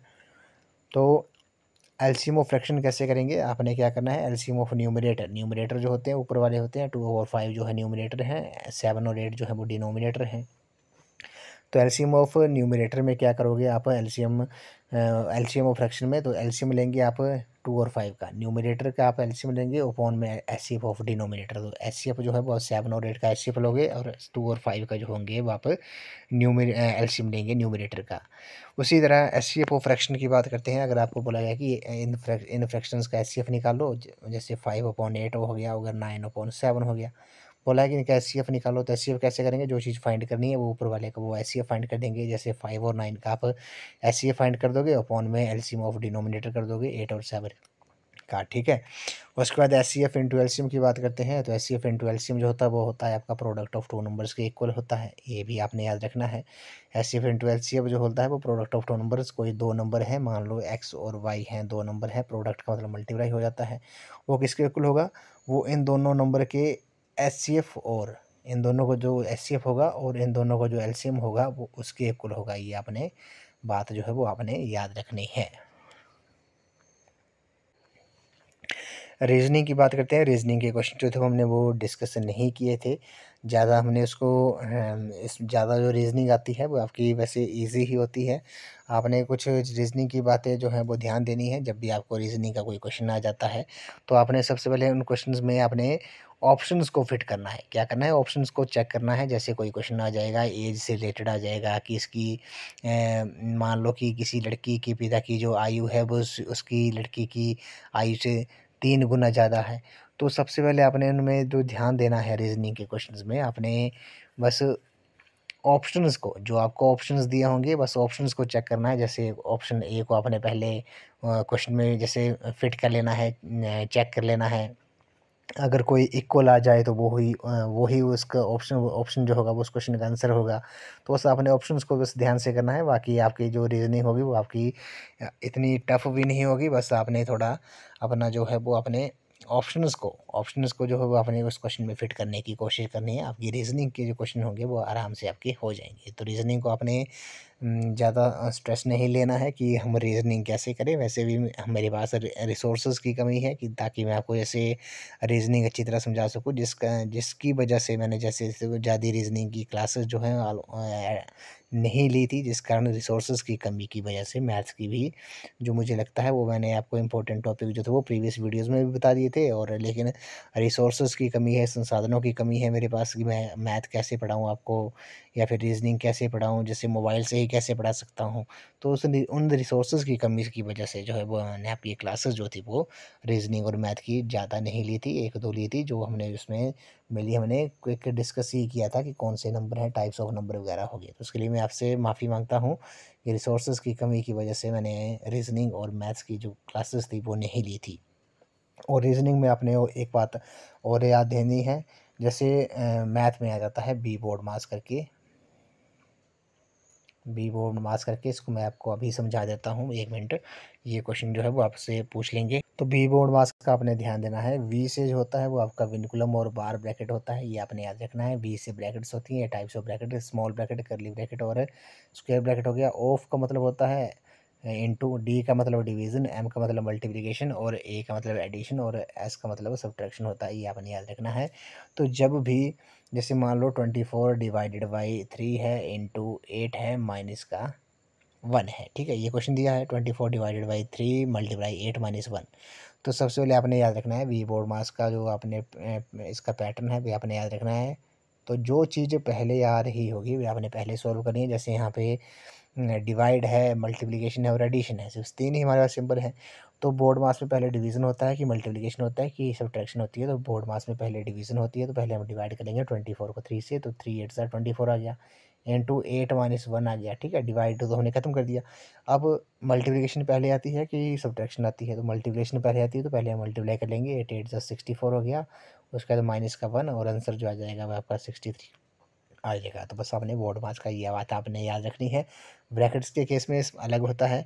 जैसे किसी क्वेश्चन में आपके पास 3 ब्रैकेट्स होंगी, तो सबसे पहले आपने जो स्मॉल ब्रैकेट होती है उसको सॉल्व करना है, उसके बाद कर्ली ब्रैकेट को, उसके बाद स्क्वायर ब्रैकेट को जो है वो आपने सॉल्व करना है। और उसका मतलब जो होता है इनटू होता है, ये भी आपने याद रखना है। विनकुलम जो है, जैसे ये क्वेश्चन दिया है 4 इंटू 3 माइनस 2 दिया है, ठीक है, दिया है 4, ये बार लगा है, 3 माइनस 2 के ऊपर जो लगा है वो बार लगा है, तो आपने पहले इसको सॉल्व कर लेना है। चाहे बार के नीचे अगर आपके मल्टीप्लिकेशन है, प्लस है, माइनस है, डिवीजन है, बस आपने उसको सॉल्व कर लेना है। जैसे यहाँ पे जो है 4 इंटू 3 माइनस 2, उसके ऊपर बार लगा है तो माइनस है, 3 माइनस से 2 हो गया, कितना बचा, ये आपका 1 बचा, तो 4 1 ज़ा 4, तो 4 जो होगा वो आपका इस क्वेश्चन का आंसर हो जाएगा। ये भी आपने इस बात का भी ध्यान देना है। उसके बाद बात करते हैं इंग्लिश के बारे में। तो इंग्लिश लैंग्वेज और इंग्लिश ग्रामर के जो क्वेश्चन है वे आपसे 20 क्वेश्चन पूछे जाते हैं। इसमें जो होते हैं वो 15 क्वेश्चन जो होते हैं वे आपके ग्रामर के ऊपर बेस होते हैं, इंग्लिश ग्रामर के ऊपर बेस होते हैं। 5 क्वेश्चन जो होते हैं वो आपको एक पैराग्राफ दे दिया जाएगा और उसमें नीचे क्वेश्चन दिए होंगे। आपने उस पैराग्राफ को पढ़ के उन क्वेश्चंस के जो है वो आंसर देने हैं। 5 क्वेश्चन जो है वो आपको पूछे जाएंगे। वो 5 क्वेश्चन जो है अपने पैराग्राफ को 2 या 3 बार रीड करना है आराम से, और उनको पढ़कर, और उस पैराग्राफ को पढ़कर आपने उन 5 क्वेश्चन के जो आंसर है वे आपने देने हैं। जैसे बात कर लेते हैं एंटोनिम्स के बारे में बात करते हैं। एंटोनिम्स का मतलब होता है, यह होता है आपका ऑपोजिट बताना है आपने। सिनोनिम का मतलब होता है कि आपको कोई वर्ड दिया होगा, उसका आपने जो सेम जो होगा, उस वर्ड का जो सेम होगा, सेम मीनिंग जो होगा वो आपने बताना है एंटोनिम और सिनोनिम में। उसके बाद कुछ बात कर लेते हैं जैसे नाउन के बारे में। तो नाउन क्या होती है? Noun is a part of speech that identifies a person, place, animal, thing और एन आइडिया। तो बात कर लेते हैं नाउन्स के बारे में। जैसे टाइप्स ऑफ नाउन के बारे में। प्रॉपर नाउन कौन सी होती है? प्रॉपर नाउन जो होती है वो रेफर करती है स्पेसिफिक और संबंध, पार्टिकुलर प्लेस, पर्सन और थिंग, ठीक है, वो आपकी प्रॉपर नाउन होगी। संज्ञा इसे हिंदी में कहा जाता है। कलेक्टिव नाउन कौन सी होती है? It is a noun that refers to a group of persons और things that spoken of as a whole. तो वो जो कलेक्टिव नाउन होती है वे आपकी रेफर करती है ग्रुप ऑफ पर्सन और थिंग्स, ठीक है। उसके बाद कॉमन नाउन की बात करते हैं। तो कॉमन नाउन होती है these are the words used to denote same class और same group of entities, not an individual. जैसे boys are hard working, lions will never eat grass. उसके बाद बात करते हैं मटेरियल नाउन के बारे में। तो it refers to a material और substance from which things are made, such as जैसे silver, gold, iron, cotton, diamond, plastic जो है वो आपकी मटेरियल नाउन है। एग्जांपल जैसे this ring is made of silver, gold is costly metal. उसके बाद बात करते हैं एब्स्ट्रैक्ट नाउन के बारे में। तो एब्स्ट्रैक्ट नाउन जो होती है वो कौन सी होती है? एब्स्ट्रैक्ट नाउन जो होती है, a noun that is used for the action, state, quality, it refers to that can not be physical held. जैसे hunger made the farmer very, youth is the future of country, ये आपने याद रखना है। Noun number के बारे में बात करते हैं। Number tell us about the fact if the noun is just one और मोर देन वन। जैसे सिंगुलर होता है, it is the noun is just one in number, it is singular, जैसे काउ, बॉय, प्लेस। प्लूरल की बात करते हैं। If the noun is more than one, it is plural, जैसे काउज, बॉयज़, प्लेसेस, ये आपने याद रखना है। रेडियोज़ हो गया, ठीक है। काउंटेबल कौन से होते हैं? Nouns that can be expressed in numbers, तो उन्हें काउंटेबल कहा जाता है। Uncountable nouns that can not be expressed as number, जैसे मच, वाटर, सम, मनी, ठीक है। उसके बाद बात करते हैं nouns gender following as the, जैसे types of gender, masculine gender जो होते हैं वो डिनोट्स करते हैं मेल को, जैसे बॉय, हॉर्स, फादर। फेमिनाइन जो जेंडर होते हैं वे डिनोट्स करते हैं फीमेल, गर्ल, जैसे मदर हो गया। Common gender denotes either male और फीमेल, जैसे डॉक्टर, टीचर, चाइल्ड हो गया। न्यूट्रल जेंडर हो गया डिनोट्स न्यूट्रल थिंग्स और नॉन लिविंग थिंग्स, जैसे पेन, टेबल, ग्रास होगी, ये आपकी न्यूट्रल जेंडर हो गया। उसके बाद प्रोनाउन की बात करते हैं। प्रोनाउन जो होते हैं is pronoun is a word that replaces a noun in a sentence, they eliminate the need for repetition, it refers to the following, जैसे I, he, she, that, we're, ours, etcetera. तो जैसे example है I to coffee, we love to swim, this is my pen. जो pronoun के जो kinds होते हैं वो कौन से होते हैं? प्रोनाउन को हिंदी में सर्वनाम कहा जाता है, जैसे पर्सनल प्रोनाउन हो गया, डेमोन्स्ट्रेटिव प्रोनाउन हो गया, पोजेसिव प्रोनाउन हो गया, इंडेफिनिट प्रोनाउन हो गया, इंटेरोगेटिव प्रोनाउन हो गया, रिफ्लेक्सिव प्रोनाउन हो गया। ये आपके प्रोनाउन के टाइप्स हैं, ये भी आपने याद रखना है। आर्टिकल के बारे में बात कर लेते हैं। आर्टिकल जो होते हैं, articles are the words that define a noun as specific और अनस्पेसिफिक। तो आर्टिकल जो होते हैं वो वर्ड्स होते हैं जो डिफाइन करते हैं कि ए नॉन एज स्पेसिफिक और अनस्पेसिफिक बारे में। जैसे टाइप्स ऑफ आर्टिकल के बारे में होते हैं। डेफिनेट आर्टिकल जो होता है वो दा होता है, इनडेफिनेट ए और एन होते हैं। डेफिनेट आर्टिकल जो होता है the is the indefinite article, it limits the meaning of a noun to a particular thing और अ स्पेसिफिक नाउन, जैसे please give me the hammer, he is the boy who won the match. तो ये अपने याद रखना है। Indefinite article a और an होते हैं। A and an are known as indefinite articles because both are used to point with the which the nouns are not specific, जैसे ए मैन हो गया, एन ऑर्गेनाइजेशन हो गया, एन एग हो गया। ये अपने याद रखना है। दा का यूज़ कहाँ होता है? दा का जो यूज़ होता है वे पर्टिकुलर और स्पेसिफिक पर्सन, प्लेस और थिंग के लिए होता है। द जो का यूज़ होता है पॉलिटिकल पार्टीज़ के पहले होता है, आर्म्ड फोर्सेस के पहले होता है, एम्पायर्स के पहले होता है, वॉर्स के पहले होता है, ये भी आपने याद रखना है। नेम ऑफ डायरेक्शन के पहले होता है, ये भी आपने याद रखना है। नदियों के नाम से पहले, समुद्र, ओशंस, डेजर्ट के नाम के पहले, माउंटेन रेंजेस के पहले होता है, ये भी आपने याद रखना है। ए का जो यूज़ होता है वे बिगिनिंग विद द कॉन्सोनेंट के होता है, जैसे ए, ई, आई, ओ जो है वो आपके वोवल्स हैं। तो जहाँ पे कॉन्सोनेंट से कोई वर्ड स्टार्ट होगा उससे पहले जो है वो आपका ए का यूज़ होता है। अगर वोवल से कॉन्सोनेंट की आवाज़ आ रही है वहाँ भी ए का यूज़ होगा। एन का यूज़ जो होता है वो कहाँ होता है? जहाँ पे वोवल से स्टार्ट होता है, जैसे ए, ई, आई, ओ, यू हो गया, जैसे an apple, an egg, an umbrella हो गया, ठीक है। ये आपने याद रखना है। जो ओमिशंस ऑफ आर्टिकल होते हैं तो we should not use the before proper nouns. तो प्रॉपर नाउन के पहले जो है वो आपका आर्टिकल का यूज़ जो है वो नहीं होता है, जैसे कोलकाता, रश्मि, संडे एटसेट्रा हो गया, ठीक है। तो we did not use the before subjects and the arts. तो सब्जेक्ट और आर्ट्स से पहले भी हम यूज़ नहीं करते, जैसे I don't like dancing, I am reading book of Hindi. तो ये अपने कुछ बातें हैं जो आपने याद रखनी है। तो फ्रेंड्स आज की इस वीडियो में बस इतना ही। आज हमने वन शॉट वीडियो लेके आए थे हम आपके लिए HPUB एंट्रांस 2024 के लिए, जो कि आपका एग्ज़ाम जो होगा वो कल होगा। उसके पॉइंट ऑफ व्यू से जो है ये आपकी वीडियो जो है वो आपको काफ़ी हेल्प करेगी। उससे पहले हमने प्रीवियस वीडियो में क्विक रिवीजन की वीडियोज़ अगर आपने देखी है तो सभी उससे भी आपको काफ़ी हेल्प मिलेगी। तो वन शॉट वीडियो में हमने जो टॉपिक बच गए थे या जो मेन टॉपिक थे उनको हमने इस वीडियो में थोड़ा क्विक डिस्कस किया, जो मैंने आपको HPUB एंट्रांस के एग्ज़ाम में ये क्वेश्चन और टॉपिक जो होंगे वो आपको काफ़ी हेल्पफुल साबित होंगे। तो फ्रेंड्स आई होप आपको ये वीडियो पसंद आई होगी। तो वीडियो को लाइक, शेयर एंड कमेंट जरूर कर दें और चैनल को सब्सक्राइब भी जरूर कर दें। बेल आइकन प्रेस करना ना भूलें और नोटिफिकेशन ऑन कर दें ताकि मेरे आने वाली हर वीडियो की नोटिफिकेशन आपको मिलती रहे। तो फ्रेंड्स ये आपकी HPUB एंट्रांस 2024 के लिए जो है वो आपकी ये लास्ट वीडियो थी। तो फ्रेंड्स आई होप आपको वीडियो काफ़ी पसंद आई होगी। तो वीडियो को लाइक, शेयर एंड कमेंट साथ में ज़रूर कर दें और चैनल को सब्सक्राइब भी ज़रूर कर दें। तो थैंक यू फ्रेंड्स।